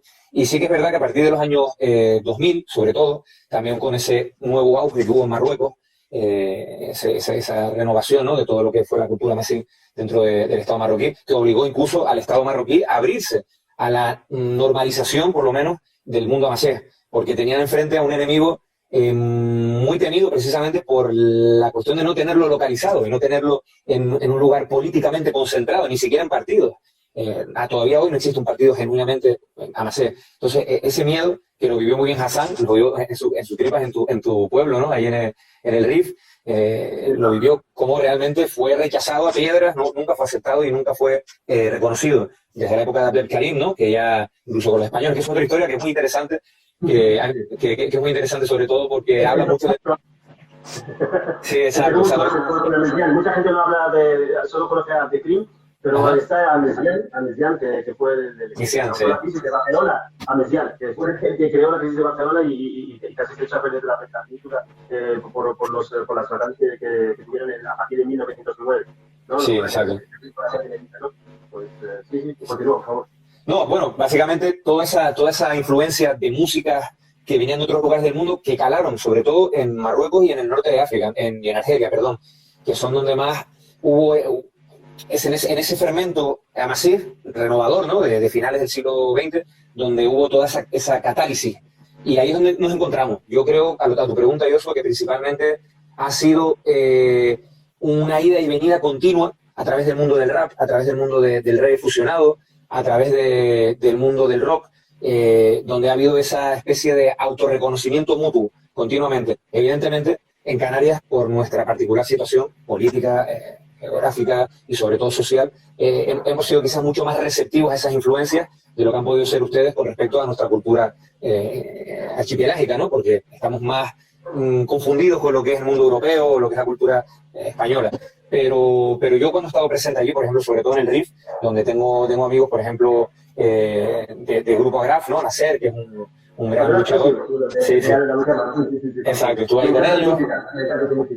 Exacto, ellos son líderes, o por ejemplo en Melab, donde en Ba, que fue un grandísimo luchador. Ba fue un joven que pertenecía a un grupo musical que fue, digamos, en un pequeño pueblo del Anti-Atlas. Él fue una especie de rebelde, un Bob Marley de amazigh, y él fue asesinado por el régimen, además, ¿no?, por el Maxang. Él fue envenenado y realmente esta gente claro, son leyendas o ya son leyendas modernas dentro de su propio ámbito cultural, claro. Cuando nos llegan a nosotros estos referentes, se convierten automáticamente pues en eso, en símbolos de una lucha en los cuales nos identificamos. En el mundo musical canario, este renacimiento amateur, como digo, viene en los 90, pero sobre todo se ve aupado por ese primer congreso amateur, esas idas y venidas de compañeros, donde comenzaron ya a darnos cuestiones más sólidas, porque el mundo del independentismo socialista en Canarias siempre estuvo muy embebido de un cierto misticismo, incluso a nivel lingüístico, fue un rescate muy precario, muy importante, muy necesario, pero fue muy precario. Pero en esos años sí que ya nos empiezan a llegar pues, cuestiones muy concretas. Ya veías a un músico que era el mismo líder de Tinariwen, ¿no? O sea, tío que esa gente llevaba metralletas, ¿no? Habían sido guerrilleros realmente. Y ahí es donde yo creo que se produce ese resplandor que a nosotros nos atrae. Y luego me he dado cuenta que ha sido también, ya más recientemente, al revés. Yo ahí fui recibido, pues, vamos, como si fuera casi que no sé quién, ¿no? Pero alguien con mucho cariño. Sí, uno más con mucho reconocimiento, exactamente. Sobre todo en Melab, donde, como digo, la huella de Emba dejó mucha impronta. Ellos reconocen mucho nuestro lenguaje revolucionario, aunque lo hablemos en castellano, utilizamos frases en tamasé, pero reconocen la esencia de nuestra lucha, que no es otra lucha, y creo que es el elemento central de esta charla, es una lucha anticolonial, porque eso es lo más importante. Al final, incluso el tema saharaui, que es otro tema que quizás ahora no entra, pero cuando tú ves un pueblo luchar y ves unas personas dignificarse y reconocerse y hacerlo público a través de la música, si ese mensaje es cercano y te toca, enseguida se crea fraternidad. Entonces, como todo, como lo que decía Pedro, no es que sean los amasí que han influenciado al mundo europeo o el mundo europeo, es que siempre es una ida y venida. Y a veces está protagonizada por pequeños elementos que pasan desapercibidos, incluso en las páginas de la historia, o pequeños grupos humanos, pero que son los que tienen una importancia capital. Es decir, que aquí viniera, voy a poner un ejemplo imaginario, pero que viniera una persona experta o gran conocedora de la música amateur folclórica, o que se ha reducido a la expresión folclórica en el continente, al venir aquí esa persona pudo influenciar a un amigo, a un primo, a otro, ese otro a su vez influenció a otro, que resulta que iba a la universidad y gracias a eso se influenció y logró estudiar algo, o se decidió estudiar algo que le llevó a un mejor conocimiento de la lengua tamasé, o a estudiar arqueología. José Farrugía, sin ir más lejos, que el otro día estuvo, es un gran amante de la música de Tinariwen y de estos grupos. Él trajo a Tamicref aquí a Canarias. Ellos se emocionaron porque vieron las banderas amasí desplegadas en el público y gente gritando ¡ayúd! Y silbando, y ellos nos hablaban en portugués. Ellos pensaban casi que estaban en la colonia portuguesa, o no sé, o en parte de... Y ellos venían de una larga gira, habían hecho 300 conciertos en 2 meses, ¿no? Entonces estaban un poco desubicados. Y claro, se sorprendían. Y después del concierto fuimos con ellos, les explicamos muchas cosas. No, de verdad, no sé, casi que lo veían como algo un poco anecdótico, ¿no? No dejaban de verse rodeados de una realidad que no era la que ellos conocen dentro del mundo amateur. Pero bueno, se sintieron muy, muy halagados de que hubiera gente que sintiera ese orgullo y que les presentara esa razón. Esto es bastante... Disculpe porque me pegó un estampido. Me caí, me pegó un estampido. Disculpe, la pregunta era estábamos en del renacimiento amazigh, ¿no? Sí, la reconexión entre Canarias y el continente. Un poco a través de las expresiones culturales. Sí, exacto, el contacto cultural. ¿Puedo comentar a nuestro respecto? Sí, lo que quiero decir es que no se le da el valor suficiente a esto, porque siempre se considera la parte histórica, como que lo que cuenta es el contexto histórico si lo hubo, porque si no, no. Pero es que hay que dar valor también a lo que se da en el presente, las cosas del presente también construyen. A esto es lo que vamos, ¿verdad, Pedro? Aquí yo estuve pensando en varias cosas que hay que dejar claras a las personas que van a ver esto, o que lo están viendo, sobre este tema. Es que en el continente se produjo un proceso a partir de la independencia. Yo pienso, en mi opinión, que el gran catalizador, el gran disparador de la arabización definitiva del continente es la colonización francesa. Ahí fue el Marruecos. Antes de los franceses había prácticamente ciudades como Marrakech eran hablantes del idioma, y fueron los franceses los que lo destruyeron. El concepto jacobino de los franceses y los estados, evidentemente, los estados constituidos tras la independencia, entre comillas, son estados hechos al modelo de Francia, que es una potencia jacobina, nunca, porque ellos fueron los creadores de eso, centralista, destructora de la diversidad y demás. Entonces, el islamismo y el arabismo se vio como, en su momento, una respuesta válida contra este problema, que era la colonización francesa y española. Lo que pasa es que la española era mucho menor, pero se vio como una manera de enfrentarlo. Entonces disparó ese tema. Entonces, esto me lo veo importante porque ese renacimiento hay que entender qué pasa allí en el continente para entender cómo nos va a llegar aquí y por qué nos llega de una manera y cómo nos llega, ¿no? ¿Qué pasa en ese sentido? Pues que zonas enteras del continente donde se habló el idioma, pierden el idioma en menos de un siglo, y los gobiernos se convierten en hostiles, abiertamente hostiles, negando la asistencia de la población amasí, negándola. Hasta a día de hoy se siguen descubriendo en Argelia aldeas de hablantes de amasí que no se conocían, aldeas, zonas enteras que tenían, que esa gente no existe, no tiene documentos, el Estado no se ocupa de ellas, no le importan nada. Entonces, los militantes están buscando con sus escasos medios por todas partes. Todavía recuerdo aquellos momentos en los cuales Marruecos se decía que era el 40% de población amasí, hoy es 70, 80, no, 100, prácticamente ya. O sea, la evolución y Argelia probablemente dará un vuelco también en los próximos años, probablemente. Ha sido toda una mentira que nos han metido. Entonces, eso es, en ese contexto es en el que se produce la reconexión con Canarias. Porque ¿quién hace? Porque lo que es el independentismo, los movimientos en Canarias, la concepción del guanche que tenían era muy primaria. Si ustedes leen a Secundino Delgado del siglo XIX, perdón, principios del XX, era un rollo mitificado, era un rollo como el Atlante, el gigante noble, el buen salvaje, rusoniano prácticamente, un poquito modificado. Entonces, no se llegaba a tener ese contacto con el continente. De hecho, por contra, los primeros cronistas de Canarias sí tenían claro esa vinculación, pero luego empiezan toda una serie de teorías raras, sobre todo a partir de la época colonial, intentar vincular a los indígenas canarios que eso lo estudió muy bien Farrugia, de una manera fantástica, con elementos europeos para intentarlos acercar y justificar la colonización en el continente, con el nombre de Cromañón, con el ibero mauritano, el término prehispánico, prehistoria y demás, eso fue introducido en esa época. Entonces, hay un paralelo ahí, si se fijan, hay una arabización del continente por ese colonialismo, por esa respuesta a ese colonialismo, y Canarias se ve afectada por todas esas teorías y esas hipótesis que habían arrancado, desarrollado un poco a los indígenas. De hecho, hay libros en Canarias que se pueden conseguir, no voy a decir de qué, en las estanterías de nuestras bibliotecas, que dicen que la cerámica de mi isla, de La Palma, es una cerámica del bronce atlántico, europeo. Porque las espirales vienen del tema celta, hay gente que pensaba ese de la locura, ¿sabes? Y cuando Marruecos está lleno de espirales. O sea, una ignorancia, yo diría que hasta maliciosa. Entonces, ¿cómo empieza toda esta cuestión? Al comenzar el independentismo canario moderno, dentro de lo que cabe moderno, porque ya está un poco, ahora estamos creando otro relato, otro discurso, fue con el tema del M-Payak. Y ahí es clarísima la influencia de Muluma Meri. Muluma Meri fue clave a la hora de posicionar a Antonio Cubillo en cuanto a la pertenencia de los indígenas canarios al mundo amasí. Antes, incluso Cubillo, en su biografía, reconoce una visión de los indígenas muy idealizada, que tiene más que ver con la de Secundino, con la de los primeros nacionalistas del siglo XIX y demás. O sea, no se tenía una relación con el continente. Entonces fue Muluma Meri, las conversaciones con él en Argel, cuando Cubillo ve ese mundo, la rama cultural del M-Payak con Upalupa, con el libro Magos, Mauros, Maoreros, Amasí, las listas de nombres que tú comentabas al principio, Guanche, cuando entré de Upalupa, que eso hizo mucho bien en su momento para eso, fue lo que nos conectó con el continente. El Afrocam de Taburiente, eso fue un antes y un después. Hasta ese tiempo, el guanche había sido como un elemento desarraigado, como una especie de tema ideal. Lo que pasa también es que se abusó, desde el punto de vista se abusó. El nuevo nacionalismo anticolonialista explotó el guanche porque era el elemento más divergente respecto al elemento europeo para crear un discurso político. Entonces, se abusó de una forma que a la larga yo creo que ha traído más problemas que bien para nuestro movimiento, porque no sabemos muy bien todavía, los nuevos independentistas, o como quieras llamarlo, posicionarnos a este respecto y por supuesto, a partir de ahí es que viene una reacción impresionante del mundo de la academia para intentar borrar esa relación. Una reacción desde tesis, postulados académicos de la universidad para negar la africanitud de Canarias, para minimizarla, para cortar un poco el discurso cubillista, ¿no?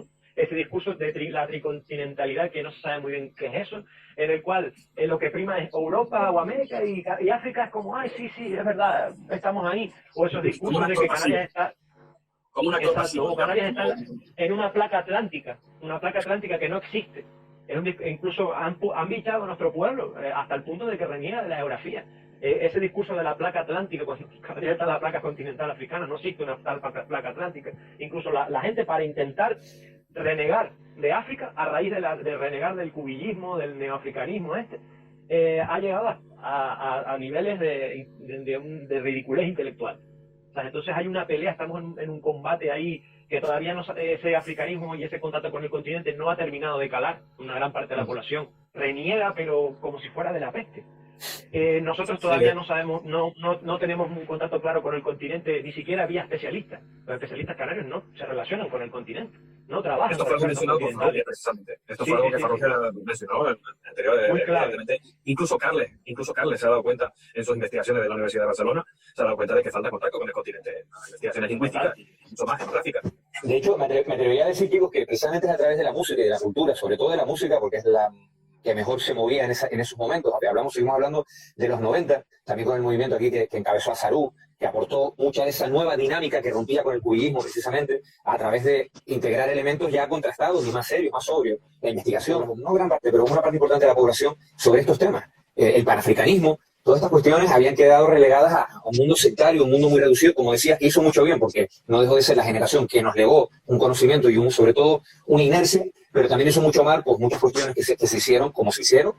No vamos a entrar en juicio porque es la historia y eso pues, no nos pertoca, pero bueno, vemos las consecuencias de ciertos discursos, sobre todo ciertas lógicas que al final acabaron haciendo que mucha de nuestra gente, quizás que no tienen por qué tener nada en contra de la africanitud de Canarias, sin embargo, al estar políticamente chirriándoles algo, quizás, o socialmente, pues reniegan también de esa parte, ¿no? Y es muy importante porque toda la cuestión amacea hay también que marcarla dentro de la cuestión panafricanista, ¿no? De hecho, se ha visto ahora en Libia, ¿no? Una de las principales figuras del panafricanismo que era Gaddafi. Gaddafi era una especie de caballero negro donde le daba lo mismo parte a las concesiones a los amaceas, que lo mismo los masacraba y los apartaba. Digamos que básicamente lo que hacía era un uso colonial, una práctica colonial muy extendida desde todos los tipos, que es utilizar a un pueblo nativo para como carne de cañón, como soldados, como arma política contra cualquiera de sus necesidades. En este caso armó a Tuareg, los invitó a pasar a muchos, no solo de los nativos de Libia, sino Tuareg de Mali, que acababan de fallar en una de sus múltiples rebeliones en Mali y en Níger. Los invitó a pasar a Libia con sus armas, los armó de más y los consiguió enfrentar con los tubos, con los que no tenían por qué tener ningún tipo de conflicto. Pero como tuvo un conflicto con Chad, que de mayoría tuvo, pues consiguió enfrentarlos con los tubos de Libia me parece hasta hace muy poco, que no sé si han quedado en alguna especie de tregua. Pero vamos, que todas estas cosas suceden por uso colonial, tanto si es incluso el mismo Estado africano. Pero al fin y al cabo estas cosas dan lo mismo que lo hagan. Voy a lanzar una... Perdona, yo... No, sí. No, digo que voy a lanzar una hipótesis muy mía y muy quizás traída un poco del pelo, pero mira, yo cuando estaba allí siempre en el continente, yo encuentro mucho entre los pueblos amazigh de allá del continente y nuestra gente, muchas similitudes a nivel social, evidentemente con todos los tamices que hay de aculturación, pues en nuestro caso una cultura española, europea, incluso luego con la mezcla con América, etcétera, y en Norteáfrica por una cuestión sobre todo árabo-islamista, pero sí que encuentro similitudes a nivel de comportamiento, es decir, me veía reflejado en los jóvenes de allí, los grupos de jóvenes, y no hablo de los migrantes, por ejemplo, que vienen aquí como marroquíes, que ya están arabizados, sino hablo de los sitios amazigh, donde hay muy poca influencia, incluso son gente que muchos de ellos hoy día son antiárabe y anti-islam, cosa que tiene cierta peligrosidad, ¿no? Exacto. Sí.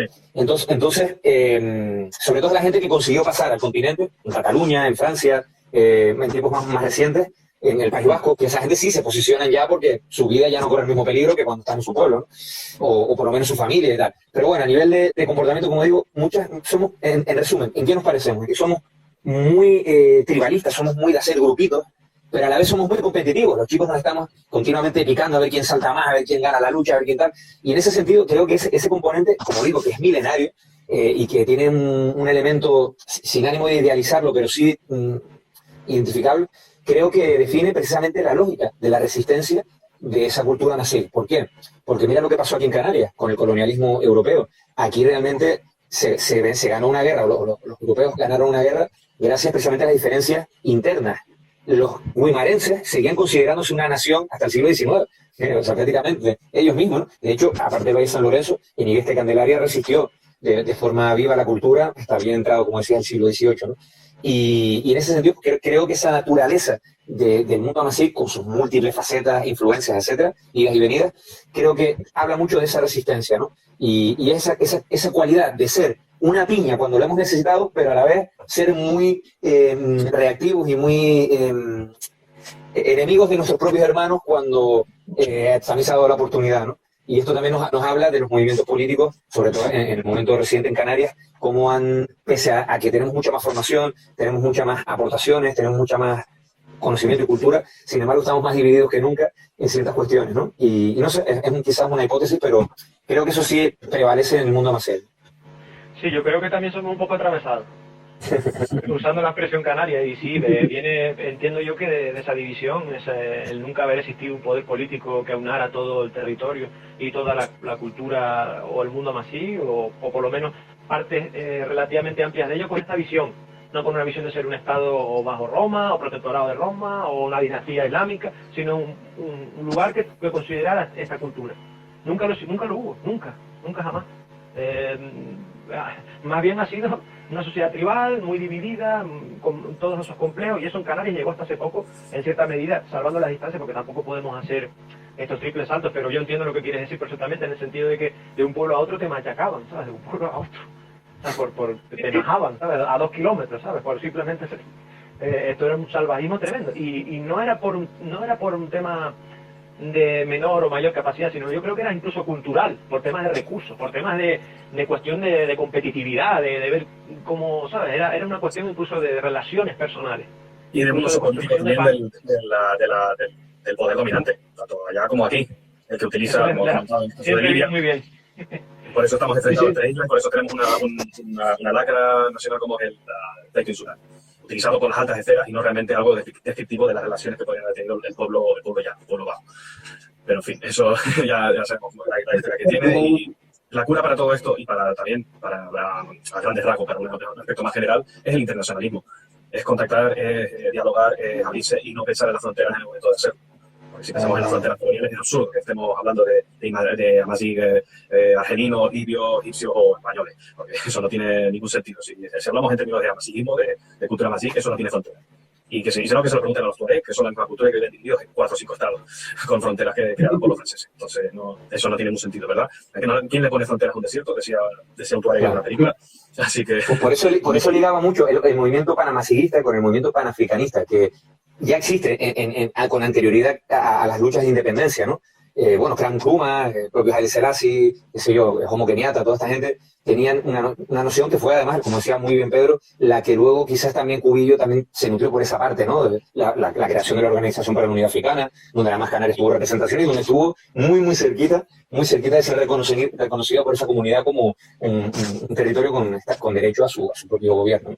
Y ahí donde tampoco se sabe, pero también habría que hablar quizás de allá para otra charla, cómo el Estado español, porque creemos que aquí son cosas que se han dejado, que al no estar vivas, pues han acabado por morir, pero no olvidemos que aquí ha habido una lucha frontal muy específica y de baja intensidad, pero muy persistente del Estado español, sobre todo desde finales de los 70, principios de los 80, quizás mediados de los 80, con el gobierno socialista ya de Felipe González, pero con Adolfo Suárez también fue muy activa esa lucha, para ir, como decían antes ustedes, ¿no? Para ir recortando, para ir mezclando desde la academia, negando continuamente. ¿Por qué? Porque evidentemente cuando tú te reconoces con un pueblo cercano vecino, pues hay un peligro de que te puedas unir o pueda haber una cierta sinergia. Pero cuando lo haces con todo un continente, que además resulta que es el continente más grande prácticamente, si nos ponemos geográficamente serios del planeta, o sea, donde hay, quitando que América está dividido en dos, pero bueno, África sabemos que incluso los mapas actuales se ve más pequeña de lo que es realmente, ¿no? Por una cuestión de cartográfica, ¿no? Europa es una península de Asia también.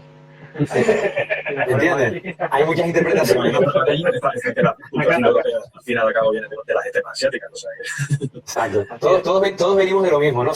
Al final, por eso, para mí, y ya saliendo de lo que es estrictamente el estudio de la genética, de la antropología, de la arqueología, al final, para mí lo más importante y lo más vigoroso y lo que para mí es una esperanza dentro del mundo panamaziguista o amazigh, o de ese renacimiento amazigh, es precisamente la multiplicidad de interpretaciones, sobre todo de acepciones o de posibilidades de entrar dentro de esa lógica norteafricana y a su vez panafricana desde cualquier lugar. Entre los amazigh hay pelirrojos, te los encuentras en el Atlas, te los encuentras en el Rif, hay rubios, hay negros, hay morenitos, hay todo tipo de ojos, ¿no? Al final, incluso de procedencia, sefardí o antiguos sefardí, cristianos, hemos dicho, que todavía incluso queda mucha gente. Es decir, esa es la verdadera, para mí el verdadero valor que tiene hoy día el movimiento Panamasier. Aparte de sus luchas concretas, específicas, de dignificar y de dotar de justicia a territorios que están completamente abandonados, sobre todo en el estado dictatorial, porque eso es una grandísima dictadura que hay en Marruecos, han machacado a sus poblaciones indígenas de una manera silenciosa para el mundo, pero terrible.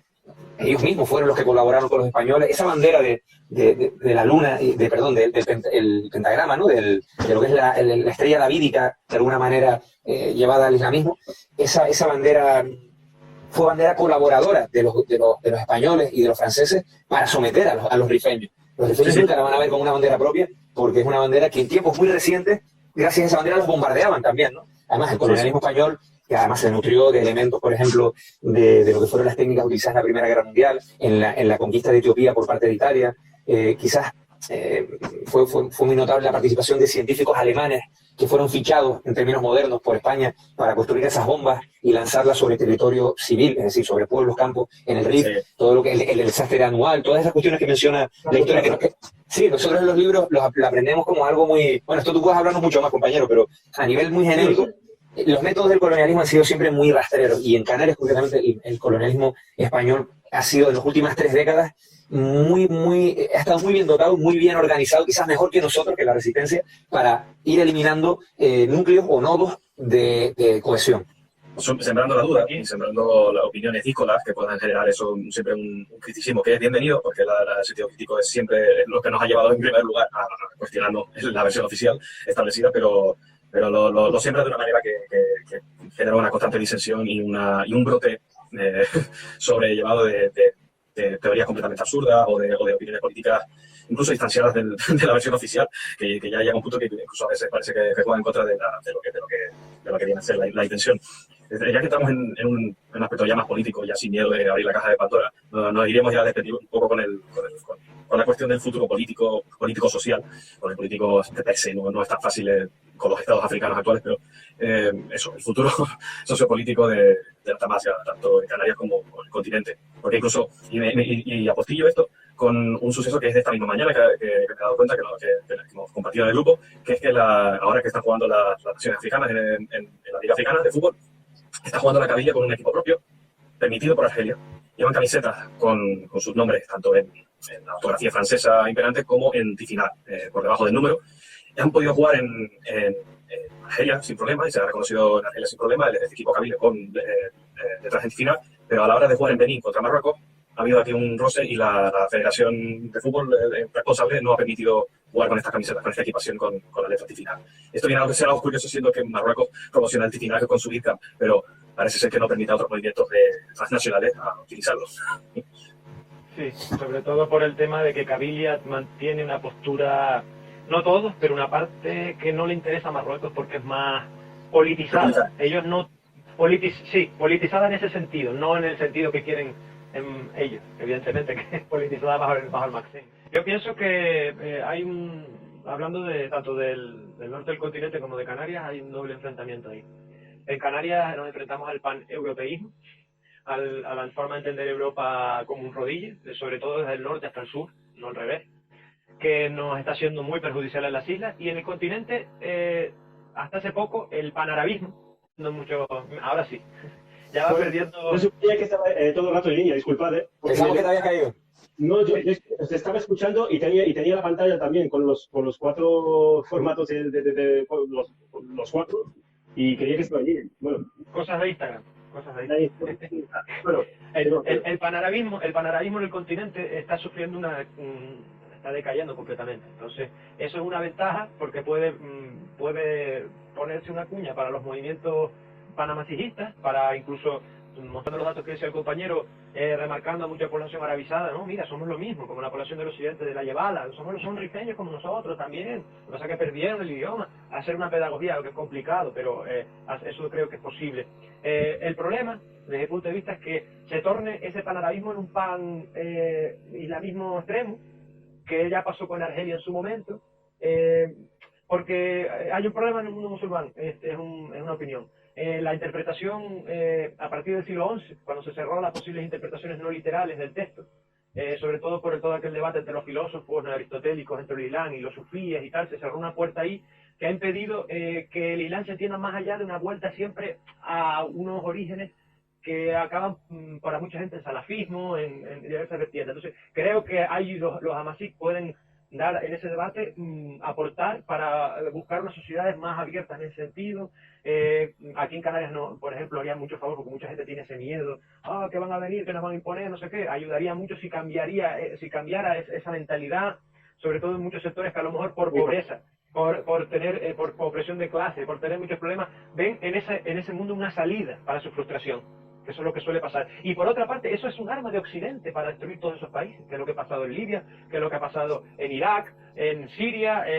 Usan la religión, y en verdad mucha gente se lo cree, y en verdad están siendo usados como títeres desde arriba, y ahí detrás está Occidente, está Arabia Saudí, y en el fondo no se trata de religión para nada, sino de quitarle a todos esos países sus recursos y crear países sin ningún tipo de firmeza y voluntad para autogobernarse, ¿no? Entonces creo que lo que le queda al continente es pues, un cambio de mentalidad en cuanto al tema de la confesión, desde un punto de vista más libertario, más modernizado. Es una cosa que yo, con todos mis respetos, es una cosa que veo que me gustaría que ese debate se diera otra vez, porque se cerró desde aquella época y es una cosa que debería volverse a abrir. Y también, ya entrando en temas políticos, eliminar todos esos gobiernos impresentables que ha habido ahí, esos pseudo países que son unos impresentables y unos miserables que hay desde la época de la caída del colonialismo, que no ha caído tampoco. Que mantiene, hay un conflicto latente, constante entre Marruecos y Argelia, que es lamentable, que hay unas dificultades enormes para pasar a Argelia, para pasar de Argelia a Marruecos, está prácticamente cerrado. Luego Túnez ha desaparecido de la cultura masí, en Libia ya no se puede ir porque el país está convertido en un infierno. Esa vertiente política, solución totalmente de esos problemas, gobierno democrático, laico, si es posible sin gobierno para mí, más garantista, pero bueno, cada uno piensa lo que quiera, ¿no? Y luego aquí Canarias, pues una reconexión con el continente, que tenemos eso encima desde siempre. Aquí, por esa cuestión que comenté al principio, es heredar unos conflictos que nos eran ajenos, nos han convertido en un territorio desapegado de nuestra madre, de nuestro continente. Nos han impedido formar unos lazos y siguen y seguirán impidiéndolos hasta que no hagamos un trabajo para que se normalice el hecho de que la gente aquí, más que se acepte, que vive en África, porque sabes que iba a hacer.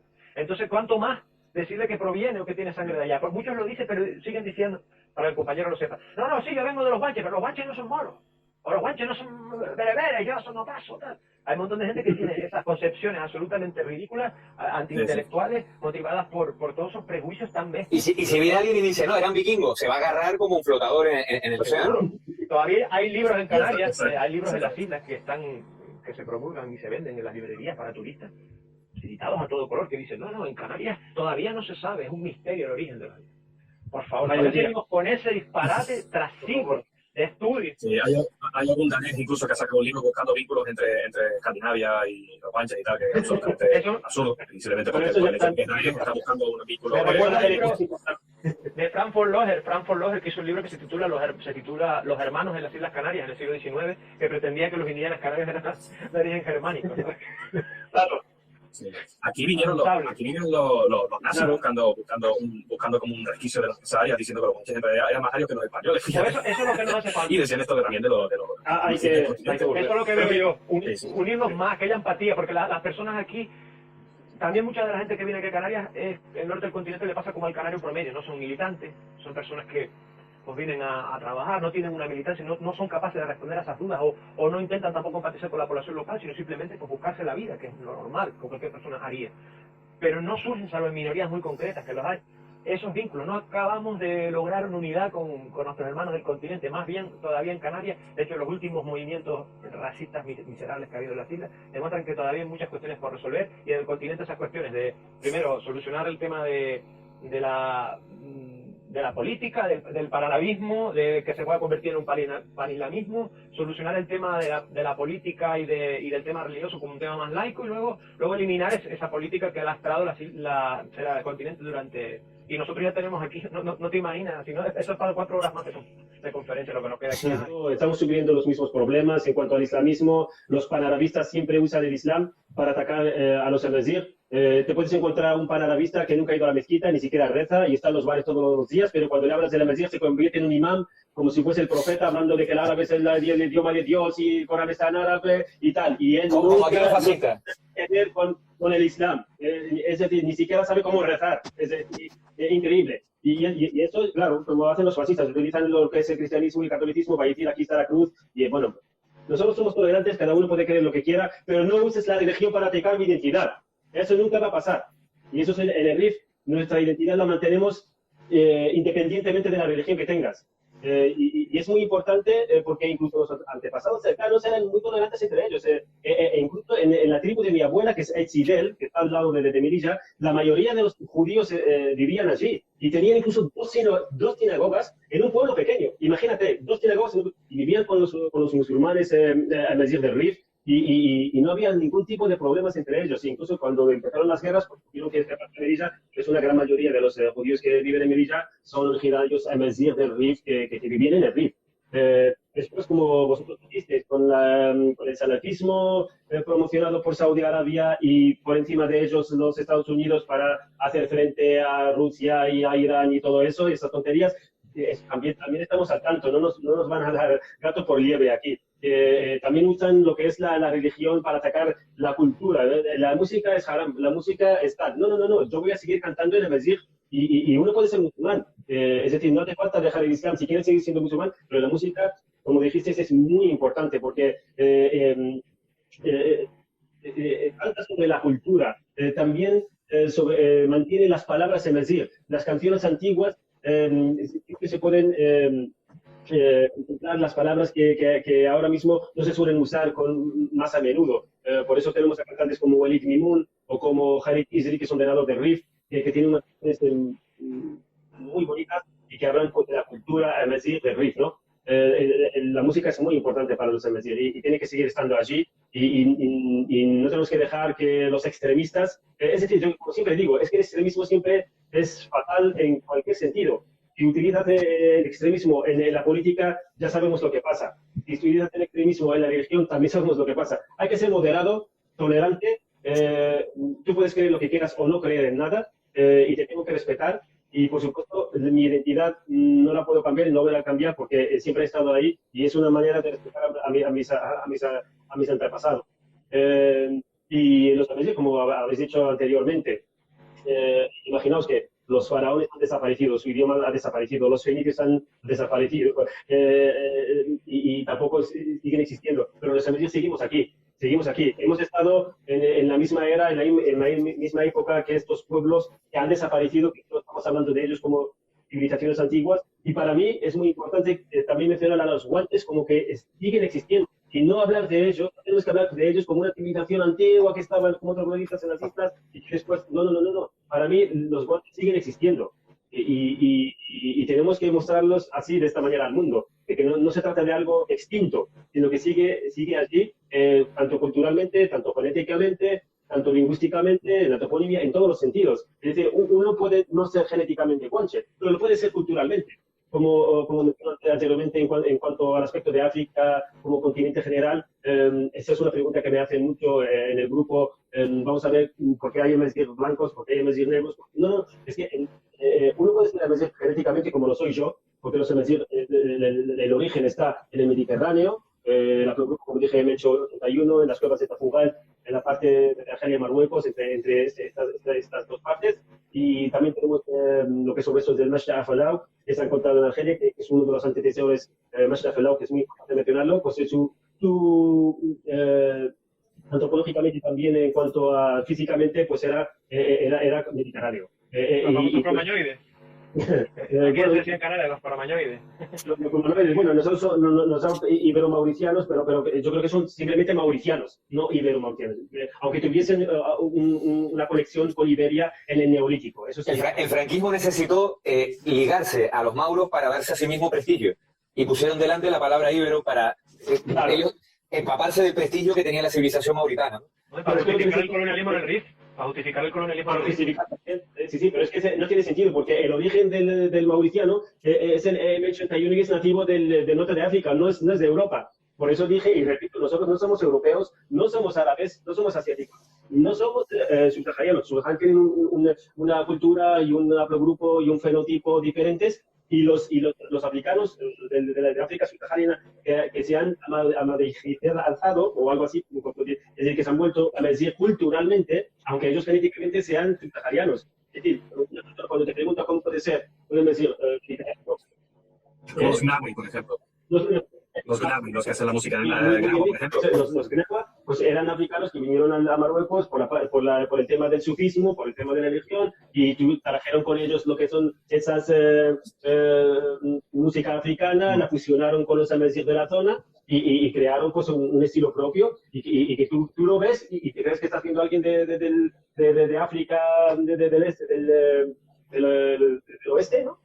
Eso es. Por ejemplo, marroquí y habla contigo en Tarisha y tal. Porque ese ha sido tercerizado, ¿no? Es decir, ha adoptado la cultura. Es decir, pero lo que es el origen está en el Mediterráneo. Eso tenemos que tenerlo claro, porque a veces incluso no solo hay eurocentristas, también hay afrocentristas. Hemos visto a muchos afrocentristas decir que son ellos los que fueron al Andalus, que son ellos los que crearon los almohades, que son los que son una minoría, que son de los Estados Unidos, que están un poco para pero existen, están tratando estas cosas que a nosotros nos afectan. Yo, por ejemplo, como amazigh del RIF, y que he confirmado mi genética para que me tenga uno con una mentalidad o ideología afrocentrista para decirme que yo soy simplemente una mezcla de europeos y árabes, eso no lo tolero, porque no es verdad. ¿Qué más? Pues yo creo que casi ese era un resumen en cuanto a la música, que es muy importante, en cuanto a la religión, que uno puede seguir siendo musulmán, cristiano, judío, pero mantener su identidad de Mesías, incluso o ateo, por supuesto. Ateo, pues hay muchísimos, claro. O animista, ¿no? Que quizás está más en la línea. Esas son las cosas privadas de cada uno, creo que eso se tiene que respetar. Yo personalmente tengo muchos amigos ateos, pero ateos extremistas casi, ¿no? Y de agnósticos, muchísimos, musulmanes, pero todos, cuando hablamos, por ejemplo, en cuanto al Mesías, estamos de acuerdo en todo. Entonces, por ejemplo, en el RIF nos da igual tú qué religión tengas, porque esa es una decisión personal. Pero cuando hablamos de lo que es nuestra historia, nuestra identidad, nuestro idioma, estamos de acuerdo. Podemos estar un agnóstico, un ateo, un musulmán, un cristiano, lo que sea, hablando entre todos sobre la cuestión de Mesías, y es allí donde nos ponemos de acuerdo. Si me permites, Joshua. Yo puedo clarificar también. Sí, te voy a dar la palabra final para cerrar, simplemente decir que, ya que tenemos aquí un rifeño, decir que me visita a Lucemas y a algunos sitios más. Desde luego que puedo decir que son una gente muy abierta, muy amable, muy directa y sobre todo que sabiendo de dónde venía además, pues que me recibió muy bien y con muchísima habilidad. O sea, que por mi parte, cerrar con eso, con que si se quitan los prejuicios y uno realmente viaja y habla con la gente correcta, eso sí, no se da cuenta de que la hospitalidad y de que la amabilidad está en todos los lados y de que no hay nada raro por visitar Marruecos y encontrarse con esta gente y sentarse, hablar y que te van a recibir con los brazos abiertos. Esto para la gente ahí que todavía tiene, digamos, demasiadas ideas equivocadas. Y nada, simplemente sí, te doy la palabra, Dawanche, para cerrar un poco el tema y damos por concluida la... Exacto, quería cerrar con lo que acaban de decir en cuanto a la hospitalidad. Por supuesto, todos los pueblos imaguen, todos los pueblos norteafricanos en general, que estén más o menos arabizados, todos los pueblos africanos de norte a sur son gente muy hospitalaria, lo cual contrasta ampliamente con el recibimiento que les estamos dando aquí cuando vienen a buscarse la vida.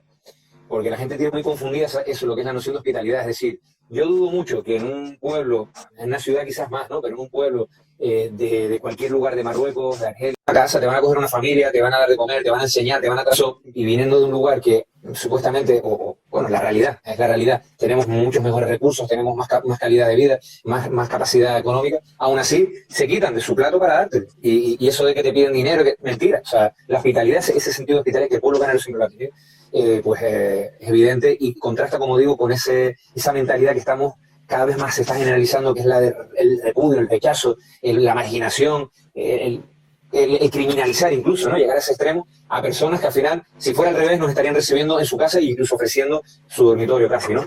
Eso por un lado, lo cual habla mucho de esa solidaridad internacional que debemos construir con cuestiones como esta. La identidad macea, como decía antes, ante todo debe ser un recurso cultural para poder construir puentes que unen aún más a los pueblos que están sufriendo dictaduras, como en Marruecos, pueblos que están sufriendo guerras, eternizadas como en Argelia, como en Libia, y pueblos que al final son nuestros hermanos, igual que lo son de cualquier otro lugar del mundo, pero de los que tenemos mucho que aprender precisamente por ese pasado reciente que ha estado continuamente puenteado y hemos estado yendo y viniendo de alguna manera todo el rato. Lo que quería puntualizar es el tema de la religión. Fíjense cómo la religión, incluso durante la conquista de Canarias por parte de Castilla, luego durante la Guerra Civil, esos dos periodos, conquista y Guerra Civil, momentos en los que mayor fanatismo nacional católico existió, o nacional católico quizás en la Guerra Civil, en lo otro pues era católico a seca. Pero bueno, también había un incipiente nacionalismo hispánico, ¿no, Pedro?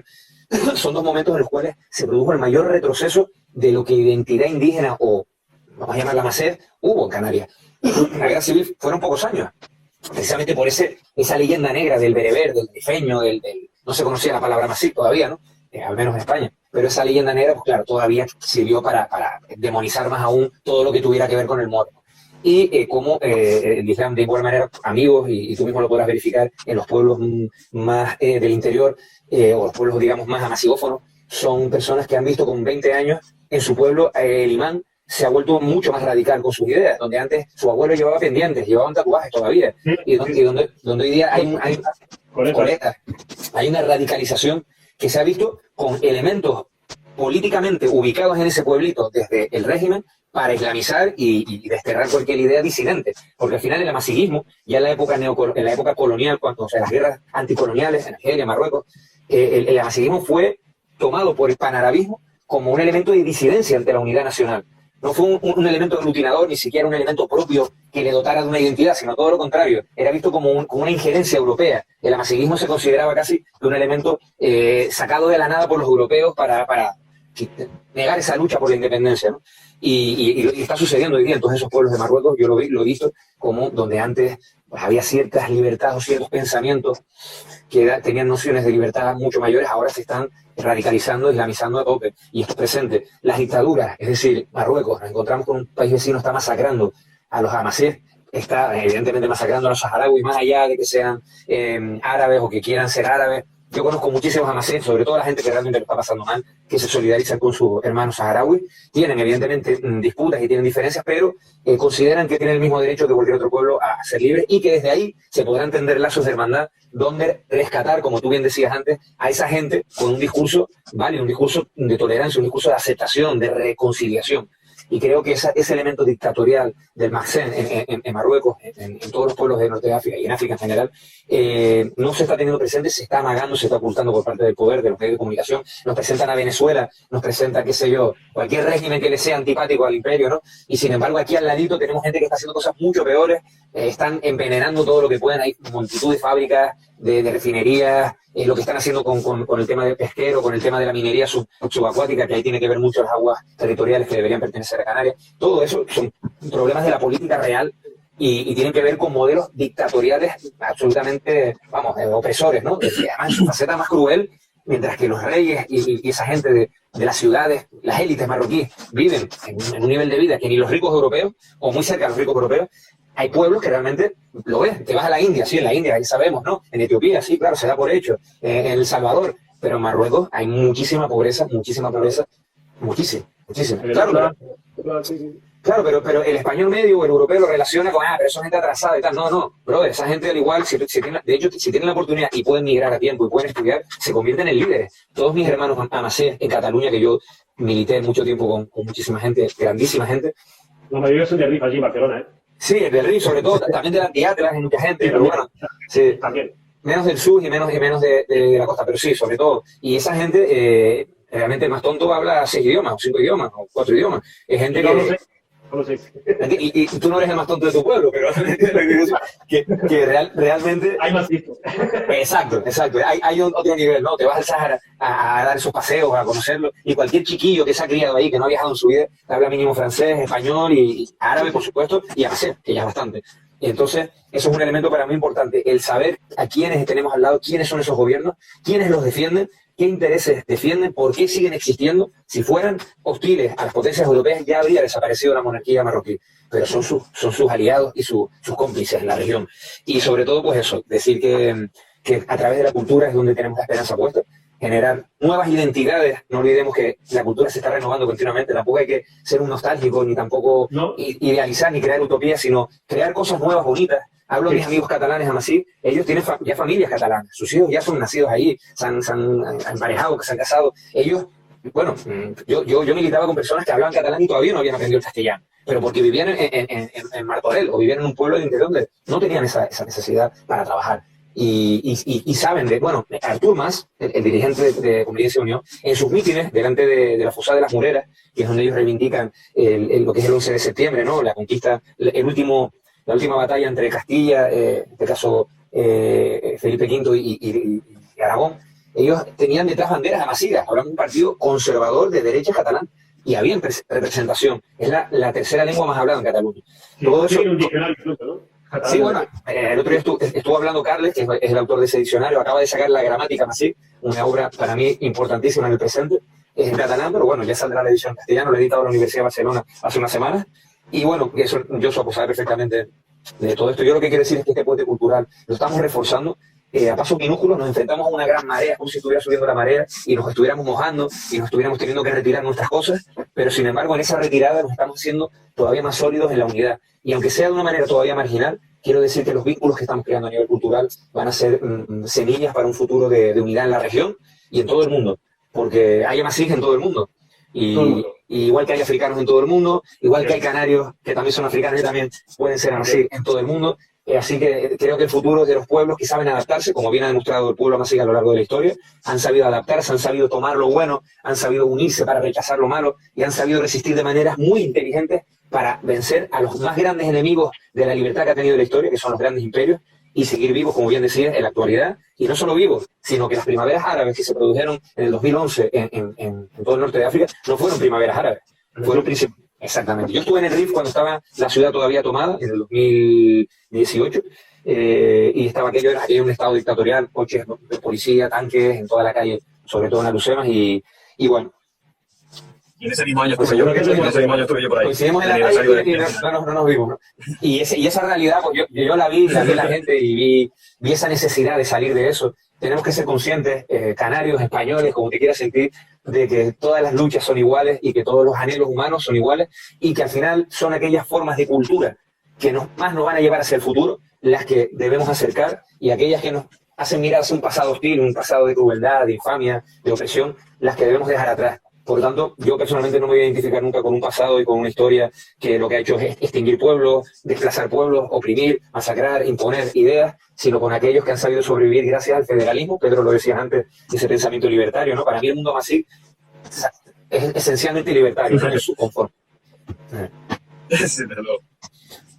Se puede observar bastante todavía los Tuareg en su negativa históricamente a formar parte de los imperios, por eso se han ido retirándose al interior del Sáhara, y como todavía hoy sufren como poca gente, bueno, como mucha gente, pero como pocos pueblos en la división en tantos estados, como es muy parecido a la situación de los kurdos también, por lo tanto. Entonces, hay focos interesantes de un entendimiento político diferente, algo que va más allá del concepto del Estado-Nación y de la imposición a otros pueblos para sentirse a salvo. Eso no es así. En todo caso, la forma de sentirse a salvo es sentirte a gusto con tu vecino, aunque sea completamente diferente, mientras no haya alguien encima utilizándote políticamente o frenándote por necesidades que no tienen nada que ver contigo, sino con un acaparamiento de recursos por parte de una clase dirigente, que es lo que está pasando en el norte de África, bueno, y que ha pasado en África por desgracia durante muchos siglos a través de diferentes imperios. En fin, han expresado todos ustedes los pensamientos más correctos que se puede haber ocurrido, desde luego que resume también mi pensamiento personal y el de muchísima gente, a pesar de que todos podemos venir de orígenes tan diferentes y de formaciones políticas muy diferentes, pero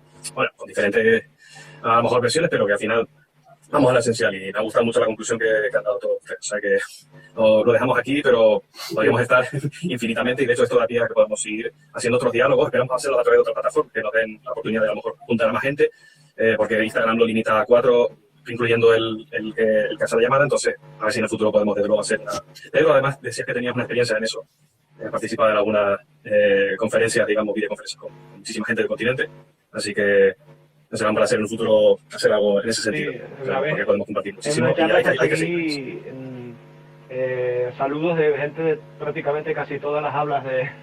Increíble, no sé cómo coño, no sé cómo lo hice, pero... Esa es la primera videoconferencia que he tenido jamás en línea. Para mí es un orgullo con vosotros. Igualmente. Para nosotros también. Ciudad. Para cada todo. Vamos a contar con cada uno de los... Damas gezellig. Tanemir. Şimdi meziren, şimdi meziren.